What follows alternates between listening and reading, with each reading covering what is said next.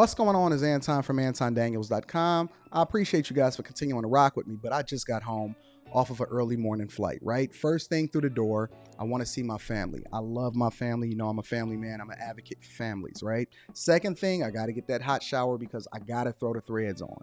The threads make me feel like $1,000,000, but the third thing through my mind and all throughout the trip is that I gotta have that Teej pack.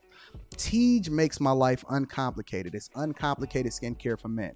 The first way that I started specifically was their level 1 system. It's a daily face wash to get rid of the dirt and grime on your skin. 2 times per week exfoliating scrub to get rid of the dead skin cells. An AM moisturizer with SPF 20 because you should always be protecting your skin from the sun. And a PM moisturizer to help your skin stay hydrated and healthy throughout the night. Here's the thing. My favorite part about Teej Henley is that every box comes with an instruction card that tells you when to use each product, how much to use, and in what order. They really making the process of achieving and maintaining amazing skin for men uncomplicated. In addition to amazing skin, members of Teej Henley get tons of benefits, including at least 20% off the retail price, the ability to customize your box, exclusive monthly deals, you can pause and cancel at any time, and you get free shipping. And because Teej Henley is sponsoring today's video, they're offering my viewers an amazing deal, right? Just click the first link in the description and you get 30% off your first box, plus a free gift. It's an amazing deal. You got to get started today. You're not out here trying to look like a Dusty. And if you travel as much as I do, which I'm sure most people don't, but you know me, I'm pushing my bag chasers in order to be in the top 5%, top 10%, top 1%. We got to make our lives uncomplicated, and Teej Henley is no better product. You got to look good. You got to smell good. And you can't be looking like a Dusty. Make sure you get started today. Click the link in the description. Get that Teej pack. Feel the Teej, my friends.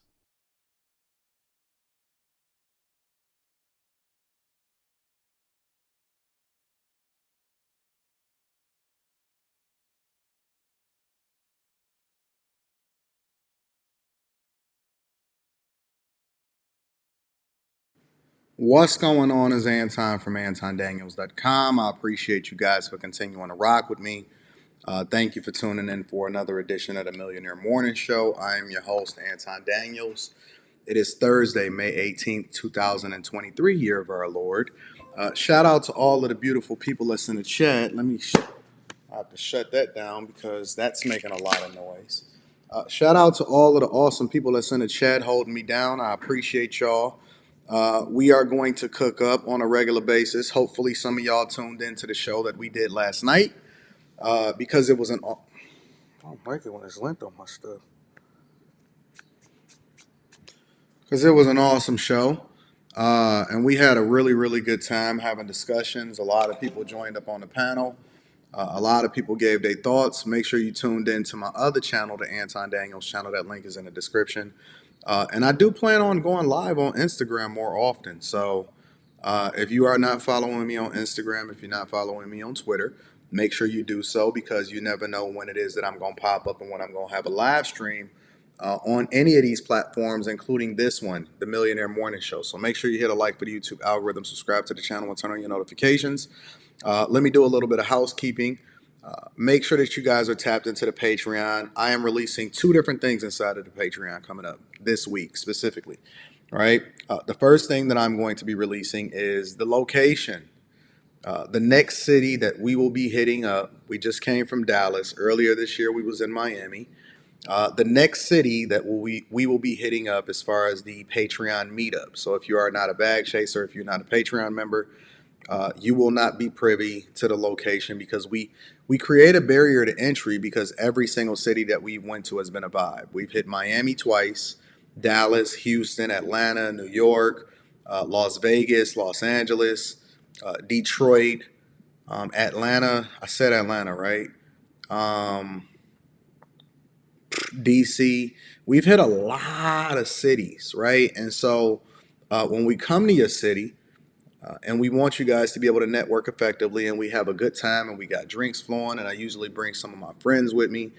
Charleston White pulled up to the last one in Dallas. But when I come to your city, we got to make sure that it's a vibe. We got to make sure that everybody have a good time. And as a result, we want to make sure that we create that barrier to entry so the Dusty Dusties can't get in. So if you're not a bag chaser, which would basically tell me that you're looking to level up and you're looking to become the best version of yourself, understanding that the money comes with it, then make sure you tap into the Patreon. The link is in the description as well as pinned to the top of the chat. In addition to that, I am going to be releasing a video. Well, I'm not going to tell you exactly what that video is because you know every single video we drop inside the Patreon is fire. I'm not sure if I want to do a video or I want to do a webinar this weekend. So considering that my flight got canceled to head over to DC, it's a strong possibility that I might do a webinar this weekend. And you know what it is when we do these webinars. They be crazy, they be fire, and they be chock full of information and receipts on how it is that you can utilize the things that I know in order to continue to level up. All right. So make sure you tap into the Patreon. Link is in the description as well as pinned to the top of the chat. And then last but not least, we have a show June 9th. Do not be caught outside without no tickets. Do not be sitting here dusty here in Detroit at the Garden Theater, which is a phenomenal theater, because I will be there. Multiple different comedians are going to be there. The Who's Who is going to be there. And we are having a show featuring my homeboy, Charleston White, comedy show. It's going to be awesome. Here in Detroit, June 9th. It's going to be popping. The link is in the description for you to be able to get your tickets. And it's going to be absolutely awesome. So shout out to my dog, Charleston White. His birthday was yesterday. Happy birthday to the big dog. I love you. I appreciate you. I'm going to see you soon. And so I think that's it for the housekeeping. I think that's pretty much it for the housekeeping. Y'all ready to get into the show? Let me read the early super chat, my first super chat of the day. Shout out to Aaron. Aaron, you know, Aaron always, he liked to talk spicy. Even at the Patreon meetups, he talks spicy. Aaron says, morning, bro. Pistons might as well give their pick away. Stop wasting talent. Sports guru has to. When did Aaron become a sports guru? I'm about to create a sports show. I don't know if I'm going to create a sports channel or what, but we're going to be doing some sports talk pretty soon. So shout out to all of my fellas and my ladies that understand sports. It's going to be a hoot and hollering of a time. So I'm looking forward to putting that together because we absolutely do not stop. So let's go ahead and get straight into the show. Hit a like for the YouTube algorithm, subscribe to the channel, and turn on your notifications. I think it's going to be a fire show. It has been a fire show. And shout out to everybody that's enjoying the new format. Elon Musk. Now, the question that I have as we get into the show is, how much money do you need before you truly do not care? You just don't give a flying F. It's too early in the show for me to be cussing, so I'm going to go ahead and save that for when I start getting ramped up. You know, I might give my speech, my monologue at some point throughout the show. But let me ask y'all a question. How much money, how many resources do you need before you truly don't give a F? Before I started this channel, and anybody that's been with me for the inception of the channel, because a lot of y'all came into my life prior to this channel when I had the Anton Daniels channel first popping. And I think we had eclipsed like 50 or 60,000 subscribers. And then that's when we created the Lapeef Network, the Lapeef Talk Show. And then we transitioned over and then I created what was called After Hours. Now, prior to me creating After Hours, a lot of y'all may not be familiar, but prior to me creating After Hours, I was very, very careful. Shout out to you. I'm definitely going to be reading super chats throughout the show. Prior to me creating After Hours, I was very, very careful in that I had to make sure that the bag was secured before I put a potential fumble out there. Now, you know, Anton don't believe in fumbling no bags. All money in, be patient, build the platform, create a space for you to be able to leverage information that you have and then execute, right? And so one of the incentives for me to hurry up and get out of the restaurant business, for me to get out of corporate America at that time was I was going all in on content creation. And for me to go all in on content creation and truly give you my thoughts as you see it today, and that's why I give no Fs when I'm talking on a regular basis.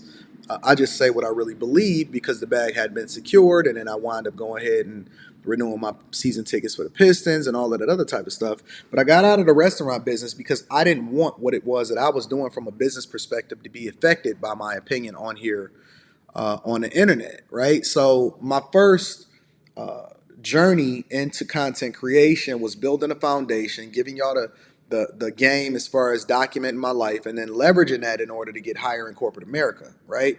The second phase of it was, okay, I'm gonna evolve because I don't want people to put me in a box, and I'm gonna start doing what I want to do. And then the third phase was, all right, time to create the new platforms for me to really say what I really feel like the people need and give them the game, which is then morphed into the Millionaire Morning Show. But before I did that, I had to make sure that the bag was secured. Now, once the bag was secured, then I was like, okay, I'm free to say whatever it is that I want to say. I retired from corporate America. That was in 2019.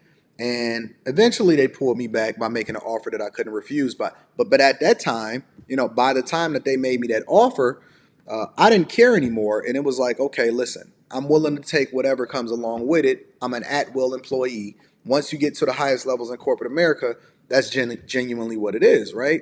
And so I didn't want the restaurant. I didn't want my other businesses. I didn't want what it was I was doing in corporate America to be affected by what it is that I did on here, right? And we see people on here regularly fumble the bag. Y'all get fired, you put your job online, you be wearing your uniform with the logo and all of that on your job, you be getting doxxed and all of that, because we know these people don't care nothing about you, and they may not like your opinion. Next thing you know, they trying to find out where you live, they trying to dox you, they trying to call your job and telling them to fire you. Well, recently, Elon Musk did an interview, right? And I'm gonna play a clip from that interview on CNBC where they questioned whether or not he was making the right decisions and saying the things that he really wanted to say and not caring about the repercussions that come back to him financially. So let's go ahead and get into that. And again, make sure y'all hit a like for the YouTube algorithm, subscribe to the channel, and turn on your notifications. I will be reading super chats throughout the show, so thank you to everybody. And shout out to Mike, that dude with the early Cash App holding me down. I appreciate you. I want to get into this video because I think that this is a very interesting conversation that we need to be having, and that we don't ever want to fumble the bag. You know what I'm saying? We don't ever want to put ourselves in a position where we can't take care of our family, but we still want to make sure that we leverage the information and tell the truth. All right, so let's get into the video. Let's talk a bit about your tweets, because it comes up a lot. Even today, it came up in anticipation of this. I mean, you do some tweets that seem to be, or at least give support to some who would call others conspiracy theories. Well, yes, but I mean, honestly, some of these conspiracy theories have turned out to be true. Which ones? Well, like the Hunter Biden laptop. That's true. Yeah. Yeah. So, that was a pretty big deal. There was Twitter and others engaged in active suppression of information that was relevant to the public. Now, what a lot of people don't remember or realize is that once Elon Musk bought Twitter, everything changed from being a conspiracy theory to the truth. And what we had found out was that Twitter and a lot of these other social media platforms and propaganda is playing a much larger role, as though we didn't already know it, but it's only a conspiracy theory until you can prove it. And it took somebody like an Elon Musk to actually expose what was going on, but it was a liberal, left-leaning entity that then was suppressing information in order to ensure that certain agendas was being pushed. So what does that mean from a C student's perspective? That mean that they were biased. I had a conversation on Sue Ann Robinson's platform with 3 different lawyers, right? And one of the conversations that we were having is, how do you remove the bias from people, especially in the social media age where everything is public, where you're first convicted in a court of public opinion? Well, you can't. You can't, because your bias is based off of not only what it is that you see and influenced by, but it's also based off of how it is that you were raised and the experiences that you have, which then feed into how it is that you convict people in court of public opinion, right? And so the employees over at Twitter, prior to Elon Musk buying the entity, was suppressing information in order to influence what was going on in the elections and so on and so forth. And so it took somebody like him to release that level of information in order to prove for it to not be a conspiracy theory, right? But with great power comes great responsibility. And so woke people want you to go along with the narrative and be on code. And one of the reasons why I even framed this show and I named it The Matrix is because what we'll start to experience throughout this particular show today, we're going to experience how it is that you need to unplug in order to make an objective and an informed decision, understanding that nobody can truly cancel you. You just have to do it the right way. Let's continue with the video. That's a terrible thing that happened. That's election interference. But how do you make a choice? You don't see, I mean, in terms of when you're going to engage. I mean, for example, even today, Elon, you tweeted this thing about George Soros. Well, I'm looking for it because I want to make sure I quote it properly. But I mean, you know what you wrote. But you basically. It reminds me of Magneto. This is like, calm down, people. This is not like made a federal case out of it. You also you said he wants to erode the very fabric of civilization, and Soros hates humanity. Like, when you do something like that, do you? Yeah, I think that's true. That's my opinion. Okay, but why share it? Why share it? Especially, why share it when people who buy Teslas may not agree with you, advertisers on Twitter may not agree with you? Why not just say, hey, I think this. You can tell me. We can talk about it over there. You can tell your friends. But why share it widely?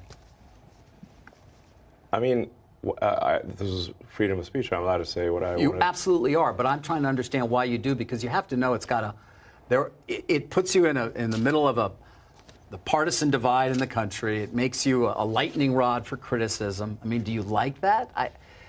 People today saying he's an anti-Semite. I don't think you are. No, I'm definitely. I'm like a pro-Semite, if anything. Here's the fundamental question before Elon Musk gets to it. The fundamental question is, how much are you willing to risk in order to not be a go along to get along part of the gang culture in order to express your opinion? The one thing that you can't say about me, for example, right? And that all of us have a vested interest, especially when it doesn't matter if you're a public figure or not, right? You can just tweet something, you can put something on your Instagram profile, and if your job catch wind of it, they can fire you for it because in their minds, it doesn't put the best interests of the company before how it is that you feel, and then you become visible because people know where it is that you work, right? The question that we have to ask ourselves is, how much are we willing to risk in order to protect our freedoms, or are you making decisions from a business perspective, right? Because Elon Musk, as much as he has FU money, right? I think that he's taking a calculated risk. I think that he's still looking at things from a business perspective. And what people don't realize is people no longer care about the whole woke culture. Going woke is truly going broke. Not standing on anything means that you, or playing it in the middle, I believe is probably the worst thing that you can possibly do. We always say don't offend anybody so that you can make sure that you can protect the bag, right? But I think it's a difference between not offending anybody and then not picking a side, right? Because I can say what I want to say, and you can agree or disagree with me. And this is one of the reasons why I like the audience over here on the Millionaire Morning Show, is because the one thing that you can't say about me is that I'm not afraid to offend everybody. I will go off on women. I will go off on men. Half of y'all is in there, and half of the calls that I get is from people that are saying, Anton, I didn't like you when I first met you, but then I've learned to appreciate you because at least I know you telling me the honest to God truth based off of how you see things, and it's not based off of telling me what it is that I want to hear. My entire life, I've never wanted to be around yes men. I've never wanted to be around people that told me what I wanted to hear. I've just wanted to be around people that was authentic. We can agree, we can disagree, but it doesn't mean that we have to have animosity towards each other, because that's the thing that growth comes from. I've even always wanted to have conversations, and this is one of the reasons why I don't stand on code. I believe in being off code because that's where the majority of the growth comes from. That means that you can start to experience things outside of your comfort zone that then inform you, which would then lend itself to ensuring that you're successful long term, right? I can take lessons from them over there. I can take lessons from them over there. And then I can apply it to my life, and I don't have to be on code, so that I can then grow and become more successful as a result of it. And so a lot of times I even tell y'all, as long as people are not disrespectful in the chat, let them rock. I said it last night. It was a chick that was in the chat last night that was wilding.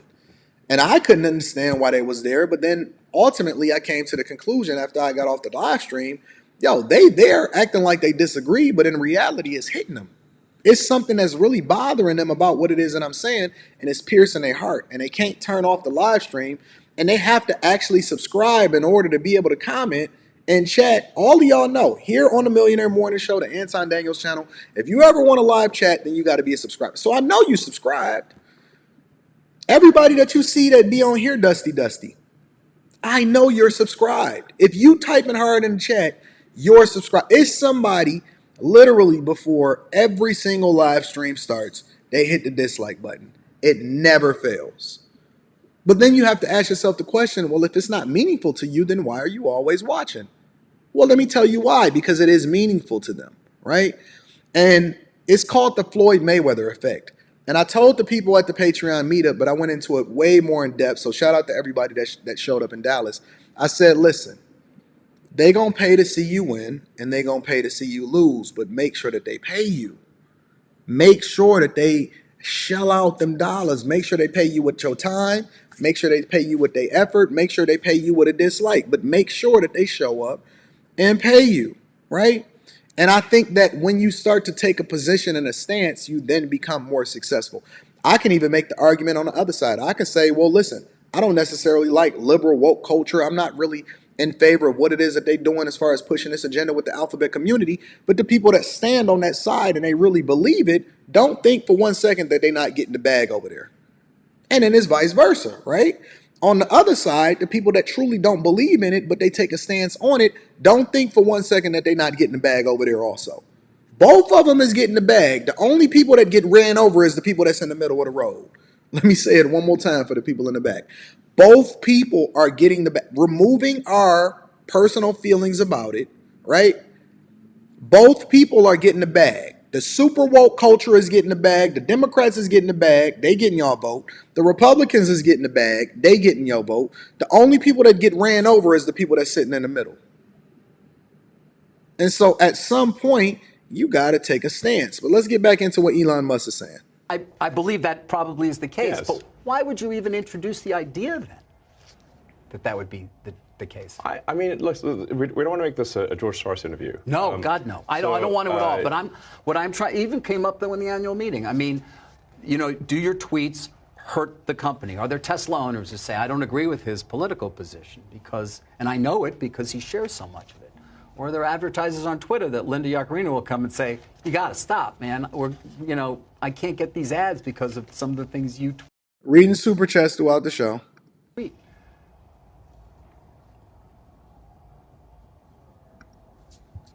He thinking.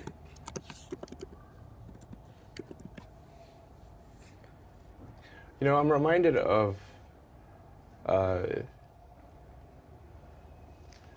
there's a scene in The Princess Bride. Great movie. Great movie. Where he confronts the person who killed his father. And he says,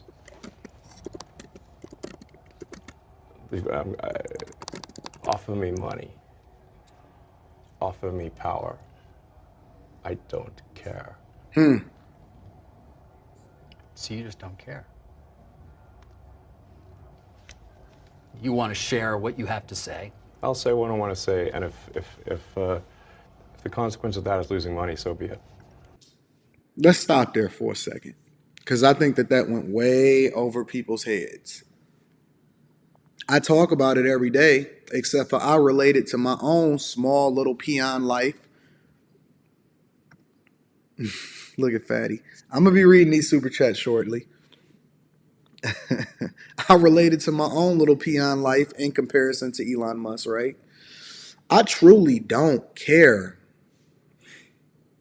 That don't even hit right by me saying it like that. I got to really give it to y'all the way that I want y'all to hear it. I'm sorry. I truly don't give a fuck what nobody think. I don't care. Because when you great at what you do, you will be rewarded accordingly. See, it's not about making people feel good. That's not why people are tuned in to see you talk, and you don't get it. Let me keep playing this for a second. Okay.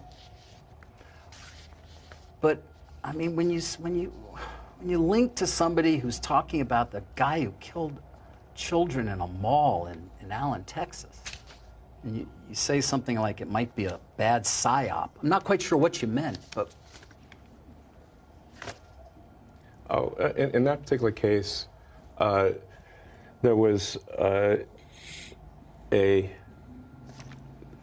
somehow that's not that obviously people were killed, but it was, I think, incorrectly ascribed to be a white supremacist action, and the evidence for that was some obscure Russian website that no one's ever heard of, that had no followers, and the company that found this is Bellingcat. right. And do you know what Bellingcat does? PsyOps. Right. I couldn't really even follow exactly what it was you were trying to express there, so that's in part why I was curious. I'm saying that I thought the ascribing it to white supremacy was bullshit. Okay. The truth don't give a fuck about your feelings is basically what he's saying. Is he willing to risk how people feel in order to really be able to tell the truth? He's saying yes. But ultimately, I don't think that people really care that. I'm going to be honest with y'all. From a business perspective, I don't believe, even for a little bit, that people truly care. I give you an example. I'm walking through the mall the other day, on Sunday specifically, because it was Mother's Day. And I was taking Rita shopping, and I was going and buy her some gifts, and me and my wife and my daughter was walking. And you know what I seen? I seen the Balenciaga store full. Let me say it one more time. I see the Balenciaga store full. I thought that y'all cared about the children. I remember it was a time where people were offended, black people specifically, by Gucci having an ad on their website that basically showed blackface, and then they apologized and they removed it. The Gucci store was full. Black people, white people, Asians. Asians was in there spending a whole bag, not a half bag, a whole bag. I thought that y'all cared about the way that Gucci presented themselves to y'all. I even walked past the Tommy Hilfiger store and it was popping in there. I thought y'all didn't like Tommy Hilfiger. What have y'all actually successfully canceled or removed as a community outside of yourselves and the stores that's in your own neighborhoods that y'all burned down during the protest? Just curious. At what point did you get upset? The biggest mistake that Adidas made was caring about what people thought that wasn't even actually their consumers. They literally went woke, removed Kanye West from what it was that they was doing, or Ye, and shot themselves in the foot as a result of offending a base of customers that didn't give a fuck or was ever buying a Yeezy in the first place. Meanwhile, Ivy Park was over there not selling anything because the people that was in shoe culture didn't give a fuck about what Ye was rocking out. They was trying to get their sneakers. The thing that I'm trying to convey to you is that when you grade at what it is that you do, you will be rewarded accordingly. Stop worrying about now. Anton is not telling y'all to get on the internet and lose your job as a result of it because you a regular motherfucker. And I gave you the example in the beginning of how it is that I was very strategic because I knew that I had already put out on the internet where I worked at, and I had took my daughter to work day and all of that other type of stuff. So I was very careful before I started going in and telling y'all what I really thought to make sure that the bag was secured. But at some point, you have to then stand on something. And I even think that the problem with most Christians and the problem with people that actually has the right perspective and the right point of view is that they so afraid of getting canceled. For most of y'all, nobody is even checking for you like that. But you so afraid to actually stand on something. And so now you got women sitting in the bathroom and some dude is in the women's bathroom talking about I identify like you, and his dick is hard and he pulling it out and he's peeing right next to you and you afraid to say something because you just on a go along to get along gang, and you just on code. You so afraid to tell your homegirl and your sister that she wrong, even though she been out here catching numerous bodies over and over and over again. You so afraid to tell your homegirl that she wrong and save her life as a result of it, save her marriage. She keep on getting validated by you instead of getting the truth. And this is the result of it. Now we see a society that is going downhill fast. But neither here nor there. I think that Elon Musk is a genius. He's incredible. If you look at the margins for what's going on over at Tesla, and people were mad and feeling a certain type of way when he took over Twitter, but Twitter has never, ever made money in the history of Twitter. And then he went in there and he cut out all of the fat and he released the files, and then he continued to revamp the business. He continues to get the results over and over again. And Elon Musk is absolutely one of the geniuses of our time, regardless of how you feel about him. He's going to continue to get the bag. So let me go ahead and get to the super chats, because I want to acknowledge the people that continue to support the platform throughout the show. I know Fatty and Aaron is feeling a certain type of way, but we going to get to them shortly. We absolutely, positively is going to get to Fatty and Aaron very, very, very, very, very, very, very, very, very shortly, ladies and gentlemen. Let's see what we got here. And thank you to Mike, that dude, for sending the Cash App, supporting the platform. I absolutely rock it with you, my friend. Rich says, yesterday's coaching call was insane. Shout out to Rich for tapping in. Rich got a reoccurring call. And every time that we have a call, it be so much game and so much information that I'll be laying on him that he almost got to soak it all in, and then we almost like have to revise what it is that I'm saying to him just to make sure that he catch it all, because I don't want him to miss any of the gems. Shout out to Rich. Shout out to you for completely paying off your debt. Number one, I'm going to highlight you because I like to give y'all the credit just as much as I be on top of y'all, right? Pause. I had been on Rich's head about changing his level of thinking in order to get to certain results, and I gave him a blueprint in order to ensure that he can continue to invest in himself while he's also getting himself out of debt so that he can project himself forward, right? And Rich was apprehensive and scared, and now Rich is coming to me saying, man, the people around me is thinking like this, and they like, oh, man, I don't know what to do. Shout out to Rich. Shout out to you for being completely 100% debt-free, already running that bag and that checkup as a result of it, and continuing to reinvest in yourself. Said he can't wait for the next one. Aaron, feeling salty, says, last sports show you did, I correctly predicted the Heat versus the Nuggets. The Heat versus the Nuggets? We not even out of the conference finals. Don't worry. Sports talk coming soon. And you did not predict that.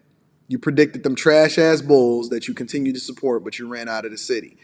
Sir, Mr. Jason's in the building, says, my timings for today, or my timings, or is that, I guess he's saying my tithings for today, is the P.O. Box on your website correct? What is your shirt and hoodie size, Anton? I'm working on something I think you would like.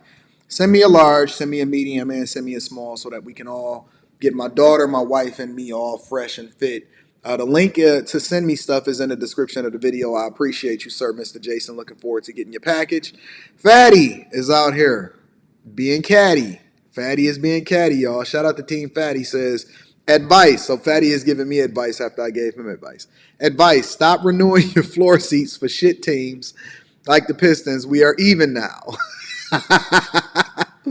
I'm going to do a sports show, Fatty, and we're going to have this conversation a little bit differently. I think the Pistons is going to make the playoffs next year. My prediction right away. Figure shit out says, translation, we don't want people to think like how you tweet, so let's make it seem like your tweet is horrible. Is a horrible thing to think, let alone publicly say out loud. Shout out to Figure Shit Out. I like that profile pic. I'm going to have to go and check out y'all channel. That's dope. Aaron says they cancel Shea Moisture. I don't even know what Shea Moisture is at all. And they probably didn't, but don't worry about it. Let's continue on with the show, ladies and gentlemen. I want to get into Stephen A. Smith, right? I want to get into Stephen A. Smith. Before we get over to Sneako and Rollo Tomasi and all of that other type of stuff, because I've been trying to avoid that part of the show. I've been trying to avoid doing any kind of reaction to that whatsoever, but y'all keep sending it to me in my email, and so I'm going to get the people what they want.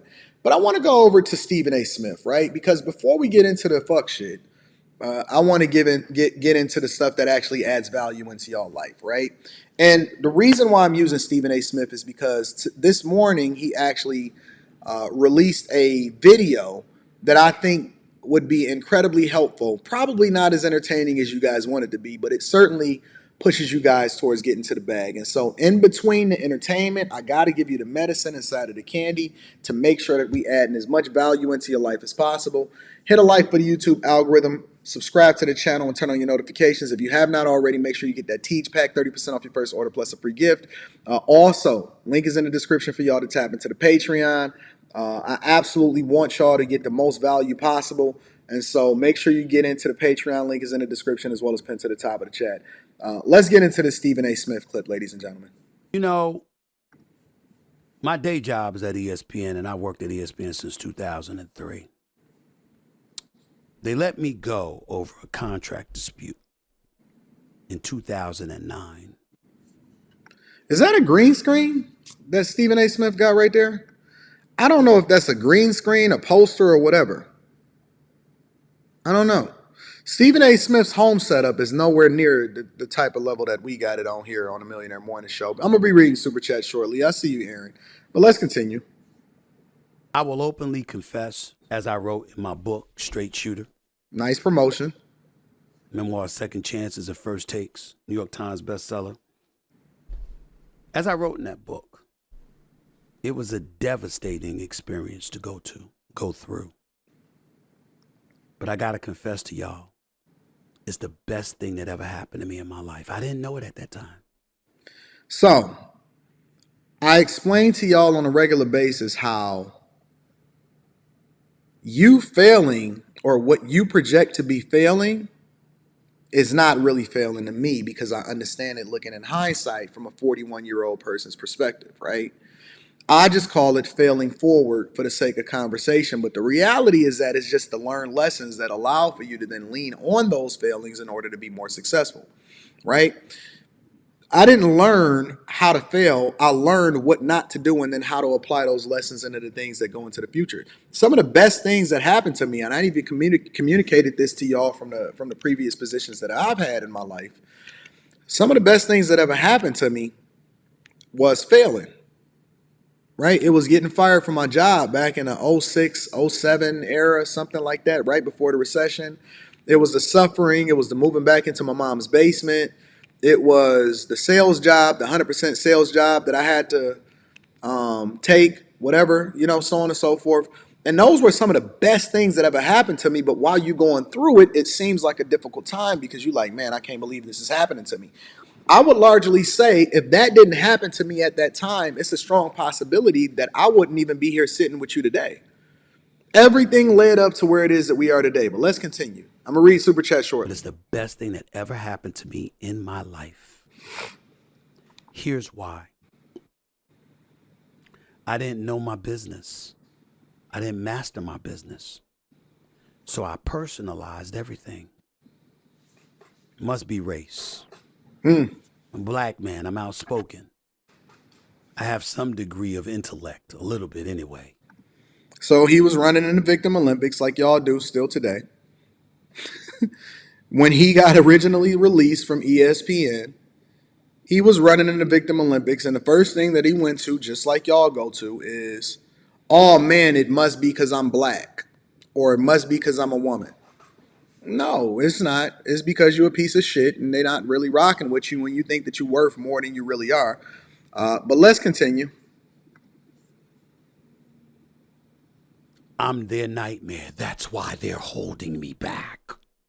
I'm popular. Everybody loves me or loves to hate me, but they're always watching. That's what I believed. And I had no evidence. Because I didn't know what the hell I was talking about. So let me ask y'all a question really quickly. If you are as great as you think you are, and you add that much value into your job, because let's bring it back into our own personal lives, right? If you as great of a content creator as you think you are, because one of the things that I've seen over the years, even on my own platforms, let's take the Lapeef Network, for example, right? And throughout the years, I've seen a lot of people come and go. I've seen a lot of people tell me about how they are going to be greater without me. And then they leave and they go and, set up their own platform. And I'm going to tell you what usually happens with content creators, right? They leave, they go start their own platform, and then they hit a ceiling, right? Let's say they get their first 1,000 subscribers, or they get their first 2,000 subscribers or something like that. And then it starts inching along and they slow real down and they tapped out because the audience that they thought was going to rock with them is not really the audience that's really rocking with them, right? And so a lot of them don't even get to that threshold. They don't even know what it takes to be successful. They didn't realize that the only reason that people know you was because they was latched on to me, and then you couldn't really capitalize off of it because you wasn't as great as you thought you were. You was just riding my wave, right? And so what you'll start to see is that people will then hit a ceiling, right? And instead of them then coming back into the fold and admitting, you know what, I wasn't really as dope as I thought I was. You kind of made the show. You kind of made me who I was. You made me famous, just like I said that I was going to do. All of those people, they peter out. You never hear from them again. You might see them on there. You might see them on here. But they wasn't as good as they thought that they was. They was just really riding the wave of whoever it was that they was with. They're not as talented as they think that. People don't understand. Listen. Every day, I come on the Millionaire Morning Show between 10 and 10:15 a.m. Eastern and 10:30, usually around that time, right? And I give you a 2-hour show every single weekday morning. Do you know how difficult it is to be able to give somebody a 2-hour show by themselves every day? Even Joe Budden admitted that he couldn't do it. Do you know how difficult and how talented you have to be able to continue to hold people's attention day after day after day, week after week, and then you go on other panels or you do a panel show and you carry that shit too?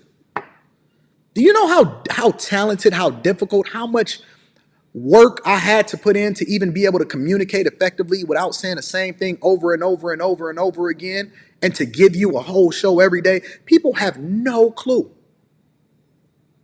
They have no clue, right? And so what you think you're being ostracized for is really truth, right? Why would somebody get rid of you?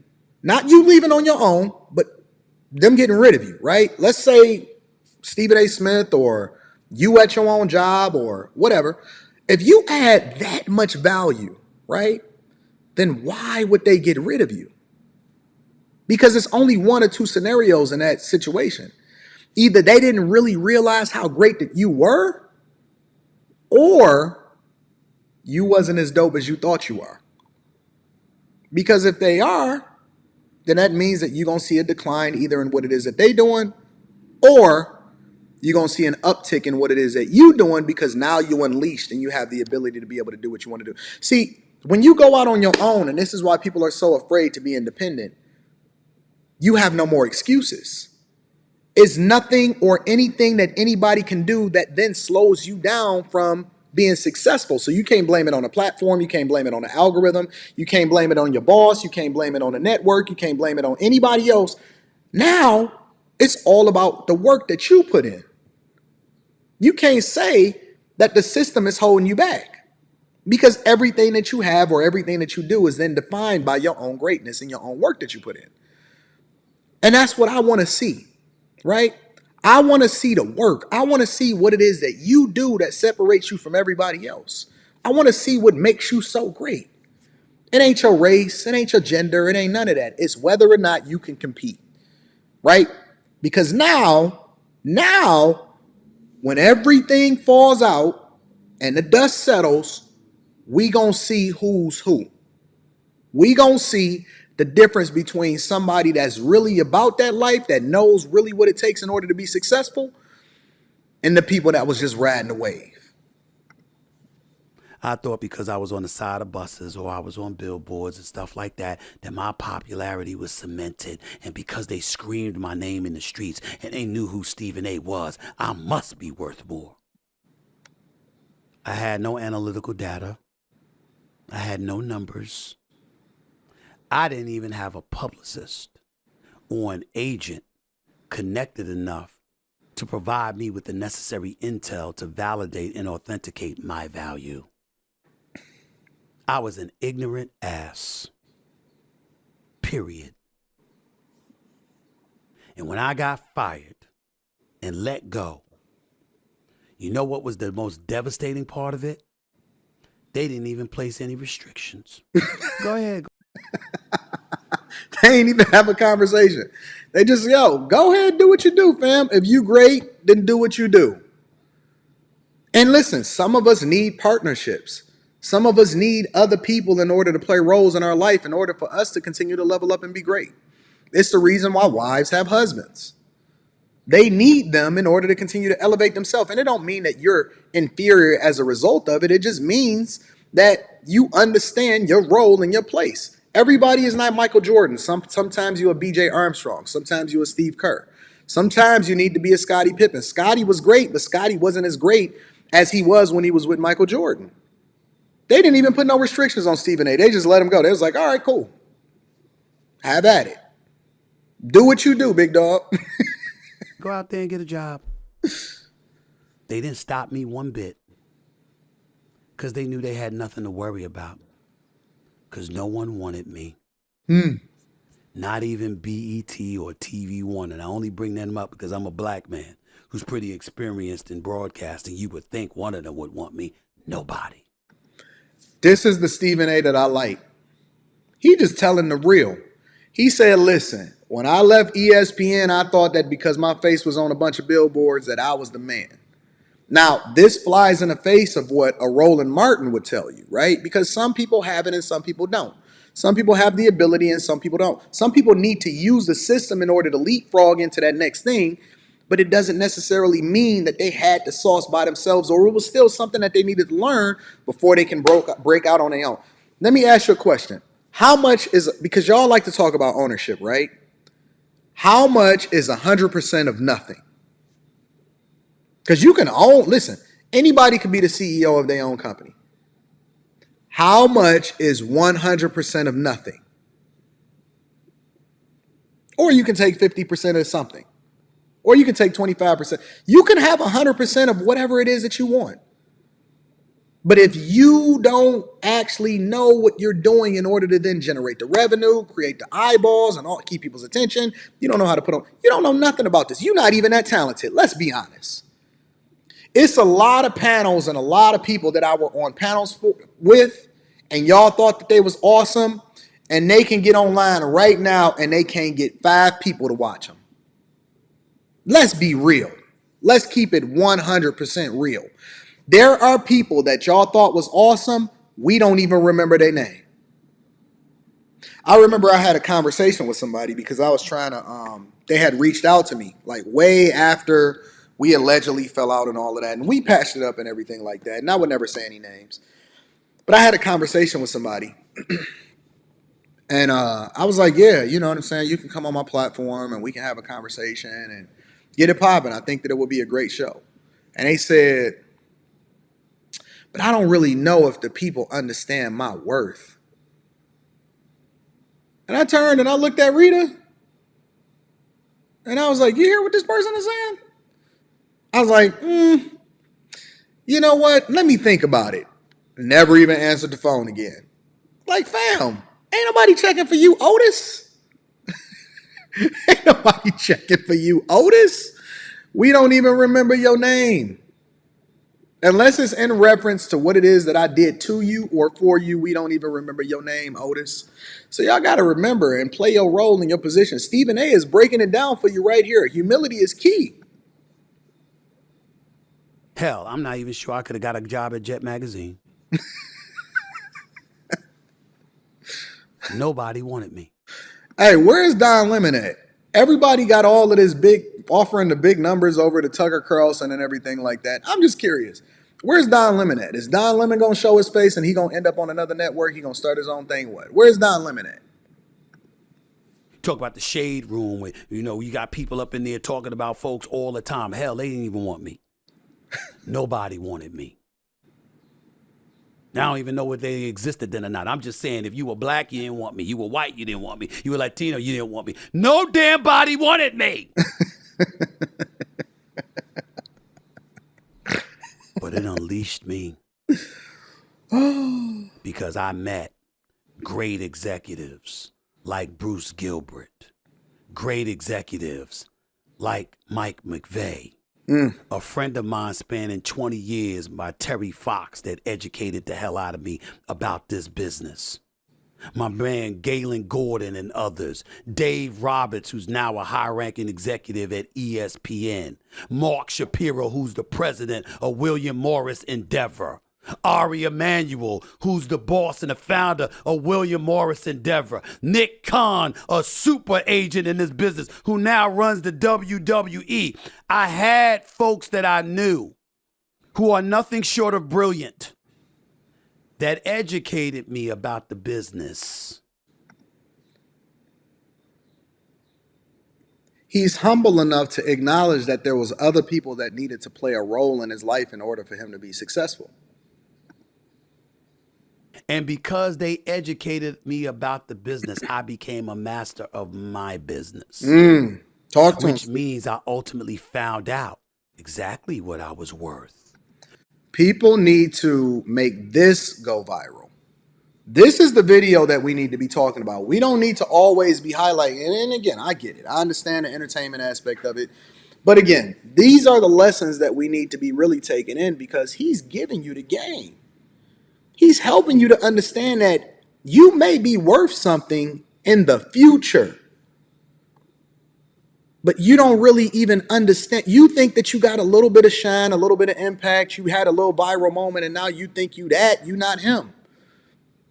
Those are my pronouns. Am, him.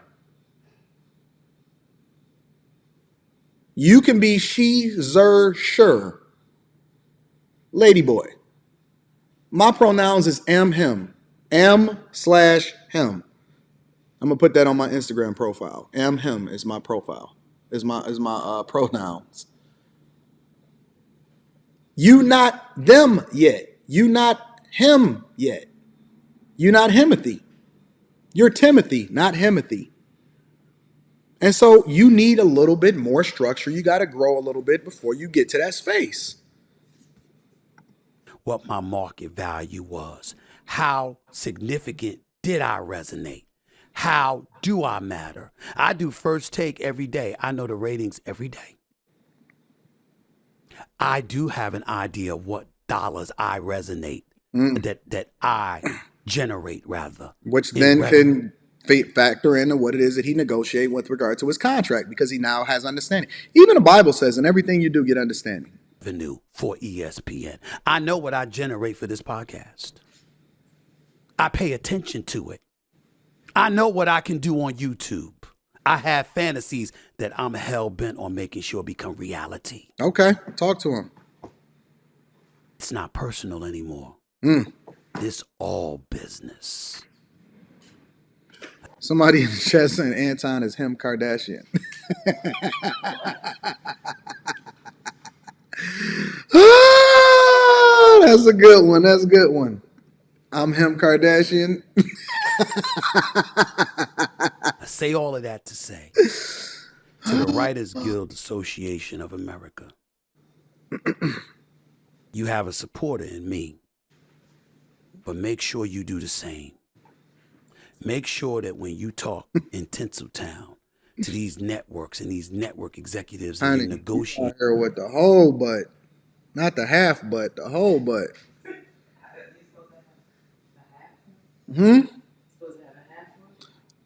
Walk past that way one more time. Let me just see what you're working with. Let me see what you're working with. Oh my God. Are you showing me? Honey. No, I'm not showing you. I'm not showing. I can't see you. Just walk. No, we can't see. I'm not showing you. Just walk past real quick. Just walk past. I promise you I'm not going to show you. I promise you I'm not going to show you. I feel like you're lying. Oh my gosh. Oh my gosh.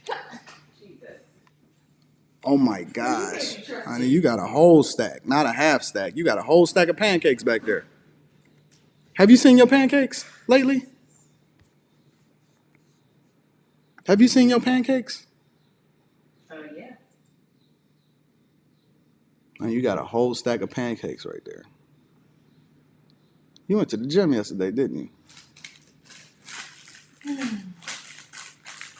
Your deal that you're speaking their language, not just your own. I'm not saying that you're not. I'm just giving advice.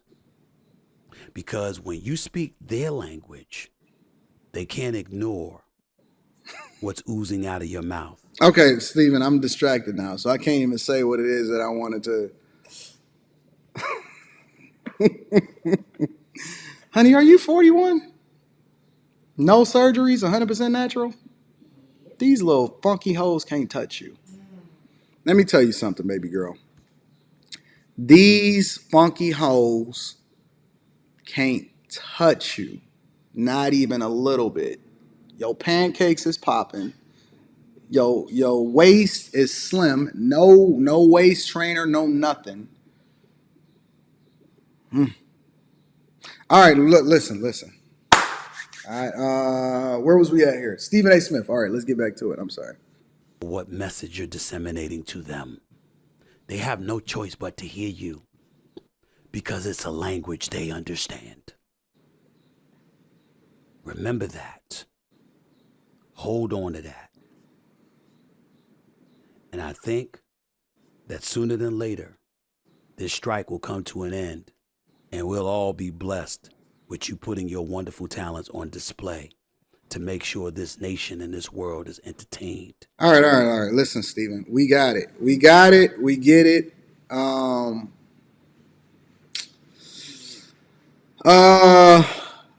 I'm back focused.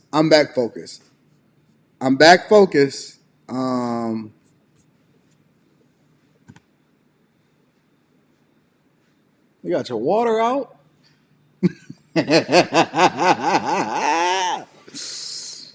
I ain't seen no natural 41-year-old built like you, baby. Got all of that chocolate, no muffin top. What you about to do? You about to make breakfast or something? Would you like some breakfast? No, I'm all right. I need to eat something else now. Woo-wee. You gonna have the nerve to go to bed with just a shirt on last night. You know what I'm saying? Then be waking up acting like I'm crazy. Honey, why you keep attacking me in the middle of the night? What the fuck am I supposed to do? You know what I'm saying? All right, y'all. Let me get back to the show. I'm sorry. Where was we at? Okay. All right. Let's get back to the show. Stephen A. Smith gave us some game. Yeah. All right. We back. We good, ladies and gentlemen. We getting back to the core of the show. Let's get into this whole Sneako conversation. All right. Let's get into Sneako. We back focused. Actually, let me read the super chats. I'm all off right now. Let me get into the super chats. Aaron says Pistons will be last again and end up with the 14th pick, losing the lottery again. Philly showed you the process is trash. Y'all got a lot to say. I'm going to let y'all get y'all big energy off right now, though, all right? I'm going to let y'all get y'all big energy off. Resign the Warrior says, need your personal help. What should I do? Great income. What does great income mean?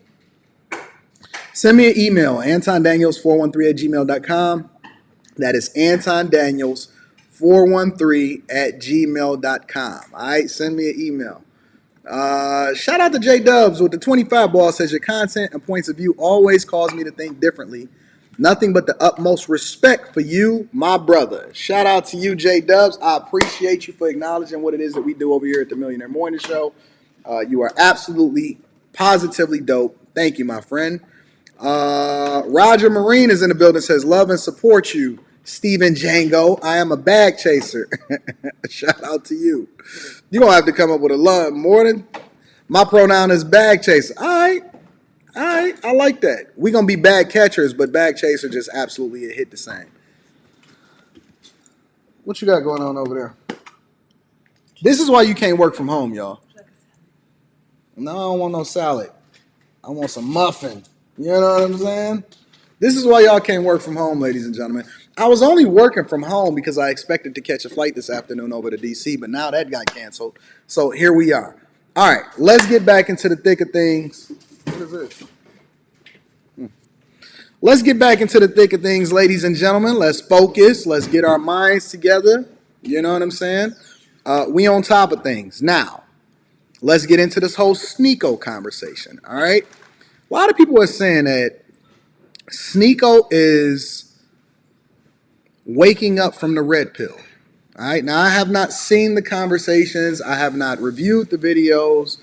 I've only captured the clips that you guys want me to use as a reference point in order to have this conversation. So, if anybody is familiar with Sneako, Sneako has recently been banned from YouTube and certain social media platforms. I think he got kicked off of Twitch also, but he is on Rumble. So, shout out to Rumble. We are going to be ramping up our Rumble bag starting in June, so that is absolutely awesome. Thank you, Rumble, for continuing to support us. They saying that Sneako is waking up from the red pill. So I want to go ahead and play the clip that you guys sent me so that we can better understand exactly what's being communicated here and evaluate it for ourselves. All right. So Sneako and Destiny apparently was on Fresh and Fit, and they were having a debate, and they were breaking down exactly what their thoughts are with related to social issues, apparently, with regard to relationships, men and women. Get a like for the YouTube algorithm, subscribe to the channel, turn on your notifications. I'm going to be reading Super Chat shortly. Let's get into it, y'all. We saw Rollo said something yesterday on Twitter saying that men should get vasectomies in their 20s just to prevent this, which I completely disagree with. I think that it's important to have family values and to prepare for eventual parenthood. But that's the cope that a lot of men have. Like, why raise a family in this scenario? Why like risk having a child with somebody who's wanting to build an empire or wanting to be as famous as Rihanna when you could just play it safe and do the snip snip? But I disagree with him completely. I want to know what you think about that. Rollo, like the Godfather Red Pill, who's pretty much like created a lot of these ideologies, is saying like avoid having a family. I have not. It's so much content that I have not consumed that I am not familiar with yet, and I am starting to become familiar as a result of having these conversations on YouTube. And I'm learning a lot more. But I have not been a consumer of Rollo Tomasi, even though I've heard his name and I've seen him as far as what he looks like and stuff like that on YouTube. And the only time that I've ever reacted to any Rollo Tomasi content specifically is when I did a review of what was going on between him, Donovan Sharp, and I think it was Abba and Preach at the time, but that was like a couple months ago or something, right? So I'm learning more about what his thoughts are as an individual. Right now, red pill, from my perspective, isn't an ideology. It's the idea that you understand or you can see things clearly for what it is. You removing the veil from your eyes, you jumping outside of the matrix, and you understand female nature. Right now, red pill versus giving advice of what men should do is based off in your own life experiences. Right. So if this guy is a single guy and he's recently got divorced, and so he's giving advice based off of how not to put yourself in a position to get wiped out in family court, then he's using an awareness or the reality of what it is that he sees happening in society, removing the veil from his eyes and his own life experiences to then speak to a certain demographic of an audience. I often say, yo, it's a difference between being married and being successfully married, right? And so when I have a conversation based off of relationships, I'm speaking from the perspective of a person that understands what it takes to be successfully married. And that's why women get so triggered, because they can't then use the idea of, well, who are you? Why should you even be able to give advice on how it is that you can get married if you haven't been married? Well, I am married. I'm successfully married. And that's what qualifies me to be able to speak on this particular subject. So when we talk about red pill, it's really just bringing awareness to the reality that what men are facing in society today. Nothing less, nothing more. All right, let's continue with the video. I think that's complete cope. Like that's just that's when it becomes a black hole and really kind of black. Like I think sad. Given, I think given the marketplace that we're in, it's a reasonable strategy. Avoid family. Well, here's the thing.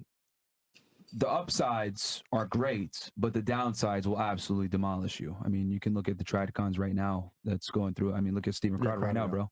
So it's like, and I think that's why so many guys are going abroad, because at least there, like, the women value family more than here. I mean, a lot of the girls here said, I want a family, but if you notice, like, the things that they're working on isn't necessarily to be a better mom. So I think one or two of you guys mentioned that, but not many of you. Most of you guys were prioritizing your career and your education, your own self-improvement, which is great. That's fantastic, but that's more of a masculine thing. Like, you got to ask yourself, is the guy that you want, is he going to want that back in return? Is he going to want another him? I mean, would you guys, what if I lined up a bunch of dudes here and I said, what are y'all going to do to get the wife of your dreams? And they all said, oh, well, I'm getting manicures. I'm buying really nice designer. I'm getting dressed up really well. I'm doing my eyebrows. I'm getting haircuts every week. Would y'all take those guys seriously? No. Probably not, right? Because the things they're working on only benefit them, not necessarily you, right? Yeah. So, I mean, that's kind of how you got to look at it from the male perspective. Like, it's great that you guys are working on your money and everything, but it doesn't really benefit us as men. I think we should ask as well. Yeah. The balance in this conversation is for a woman to be able to be successful, right? Let's just say you making money and you got an apartment or you got a home or whatever like that, and you got a car and you're paying off your debt. I don't attribute that to masculinity or femininity. I attribute that to just being an adult, right? And I'm going to be reading super chats in a second. Shout out to Early Life Check. I don't believe that you deserve credit for doing a thing that you're supposed to do as an adult. You're supposed to be able to take care of yourself. You're supposed to be able to pay off your bills. You're supposed to be able to get out of debt. You're supposed to become whole, and nobody wants to save you from yourself once you get into a relationship. And that's the balance, right? The balance is, okay, listen, you shouldn't be too extreme on one side and too extreme on another side. I don't even believe in extremities when it comes to political stances. I'm a conservative. I generally lean towards more conservative values, or people that are running for office that are conservative. But at the same time, I don't like extreme anything, because then you become what we call an incel, right? An extreme right person is a person that then, wants to kill everybody and storm the Capitol and all of that. I'm not rocking with that. A person on the extreme left is irrational, and they can't look at things objectively to even be able to evaluate who the people that are running for office. They just vote just based off of whether or not you're on the left or the right. And so I think the extremities, without finding any kind of temperance in the middle, is what make these conversations difficult to have. A woman going out and getting a job prior to getting in a relationship, before she actually has a conversation and taking care of herself, is just being an adult. That don't make you unique. That don't make you special. You don't deserve extra credit for it. You literally are just an adult. And I don't really see anything wrong with a woman working. How many of you want kids with men? In terms of, like, for example, having a father in the household too as well? I think everyone. Everybody? Yeah, Everybody? Okay, cool. Okay. None of y'all want like a surrogate or anything like that? No. Yeah. But no, I think Rollo's assessment is spot on for the West. But I think that's why so many guys are going abroad, because women have more traditional values. I mean, hell, some of the girls here are foreign, but they still have fairly Western values, right? If we went to Romania or something like that, when we were there, like, girls aren't going to say, oh yeah, my career and making money. They're like, fuck that shit, I want to be home. But the obsession, well, like, the reason he said that is like how to become a high value man. The obsession with becoming high status and having other people admire you instead of reach your peak happiness, which is having a family, that's where it becomes kind of bleak. Like, what makes you high value? Other people's perception, having a lot of money, having a network? Like, why does that matter? Why does being a high value man matter if you're not going to eventually start a family? Because look at all the girls here. They're all propping themselves up to be that high value man. That's why. Just See, I don't understand. I think they both wrong. I think they're both wrong. And I think that becoming high value is just the label that we put on it, but we always are chasing the best version of ourselves. I don't think that your objective should ever be a woman. If you're doing it for a woman, then I think that you're doing it the wrong way. I think that you should be doing it for yourself, understanding that the money comes with it, understanding that the women comes with it, understanding that the opportunities come with it, right?